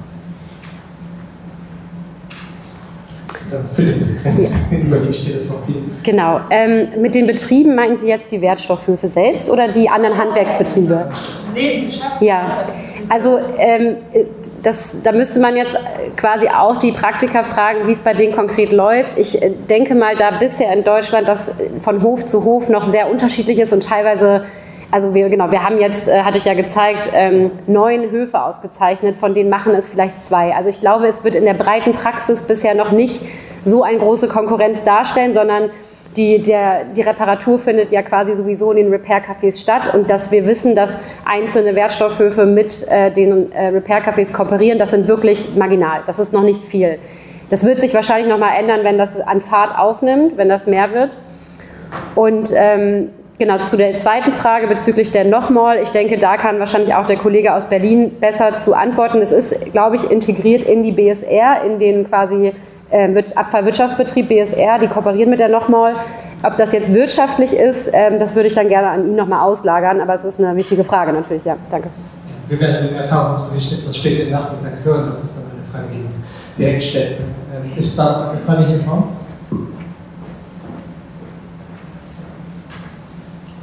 Liebe Lisa von der Stadt Luxemburg, ich wollte eigentlich einen Kommentar machen zu der Frage von der Teilnehmerin. Wir organisieren ja auch Repair, also wir organisieren jetzt den 8. Repair-Café für die Stadt Luxemburg, wo wirklich viele Teilnehmer kommen und sehr viele Reparaturen haben und wir haben auch eine ziemlich große Liste an Reparierern und was die Garantie betrifft, ja, also die Personen, die zum Repair-Café kommen, die wissen, okay, die gibt Konditionen und die wissen, okay, wenn ich jemanden reparieren lasse, nehmen wir dafür keine Verantwortung und wir brauchen auch keine Garantie dafür. Aber auf der anderen Seite finden Sie auch keine Betriebe in Luxemburg, wo repariert werden. Also wir haben im Gebiet der Stadt Luxemburg keinen einzigen Betrieb, der repariert. Und deswegen ist das sowieso die einzige Möglichkeit. Das Einzige, womit wir etwas kämpfen, und ich denke, dass alle Repair-Cafés kämpfen damit, weil die Repairer, die zu uns kommen teilweise auch in andere Gemeinden, sind die Ersatzteile, die wirklich schwierig sind zu bekommen und ja, wo sie nicht einfach irgendwo gehen können, die bekommen können, sondern das ist echt eine große Schwierigkeit. Vielen Dank. Vielleicht noch als Hinweis, ich weiß nicht, die Kollegin, die gerade gesprochen hat, ob Sie den runden Tisch Reparatur kennen? Oder, also in Deutschland gibt es diese Organisation Runder Tisch Reparatur, die auch mit den Reparaturinitiativen eine Art Mapping erstellen, wo welche Reparateure zu finden sind. Vielleicht lohnt sich da mal eine Vernetzung. Da kann ich gerne helfen. Also darauf vielleicht nochmal zu antworten, also auch bei uns funktioniert das sehr gut mit den Repair-Cafés und auch, ich glaube, da gehen ja die Leute privat hin mit ihrem Gerät, das sie repariert haben wollen. Das ist ja dann eine konkrete, das Gerät würden sie ja wieder mit nach Hause nehmen, aber die Frage ist halt, wie findet das statt, wenn es auf so einem Recycling-Center oder Ressourcencenter stattfindet? Weil das war auch eine Frage, die wir uns gestellt haben. Jetzt, wo wir unser Recycling Center neu gestalten, machen wir da auch einen Repair Corner, machen wir da auch den Repair Café dahin. Ist das was wir wollen, dass die Geräte, die auf dem Recycling Center abgegeben werden, auch nochmal repariert werden, auch wenn die Leute, die diese Geräte abgeben, die eigentlich nicht mehr wieder mit nach Hause nehmen wollen. Wie ist es mit diesen Geräten? Weil diese Geräte, weil da, glaube ich, muss man eben auch irgendwo eine Garantie haben, ein Zertifikat haben, dass das Gerät benutzbar ist, weil man es ja wiedergibt, jemanden, der das Gerät als neu mitnimmt. Und da stellt sich halt die Frage, wie und ob das so im Recycling Center funktionieren soll. Soll so ein Repair Corner im Recycling Center sein oder nicht? Ist es die Optik, jemand, der im Recycling Center oder im Ressourcencenter kommt und sein Gerät da abgibt, ist das ein Gerät, das dann in der Endsparte ist, was dann zu Abfall wird, oder ist es ein Gerät, was tatsächlich noch soll oder kann repariert werden? Und von wem? Weil quasi etwas, was wirklich noch nicht klar ist für viele Gemeinden, wie wir damit umgehen.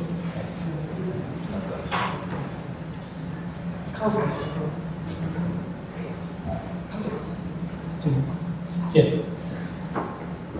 Okay, gibt es sonst noch Reaktionen oder Rückmeldungen dazu?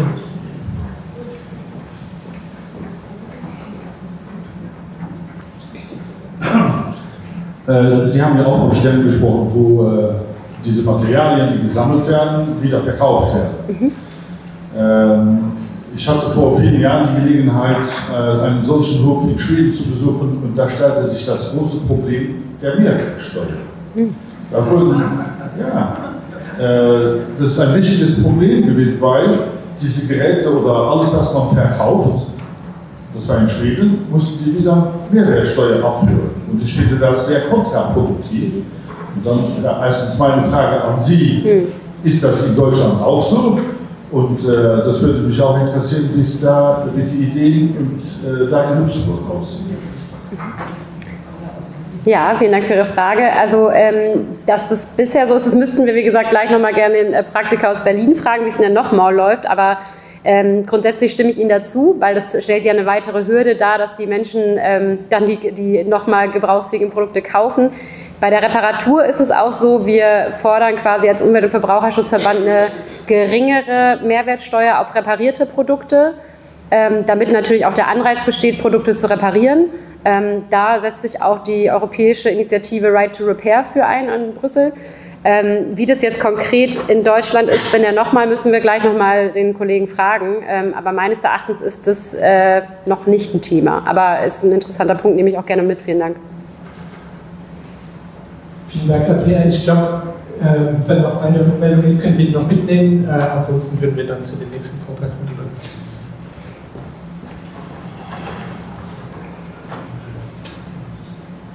Ich möchte darauf hinweisen, dass Repair-Cafés keine Konkurrenz gegenüber Reparaturbetrieben ist.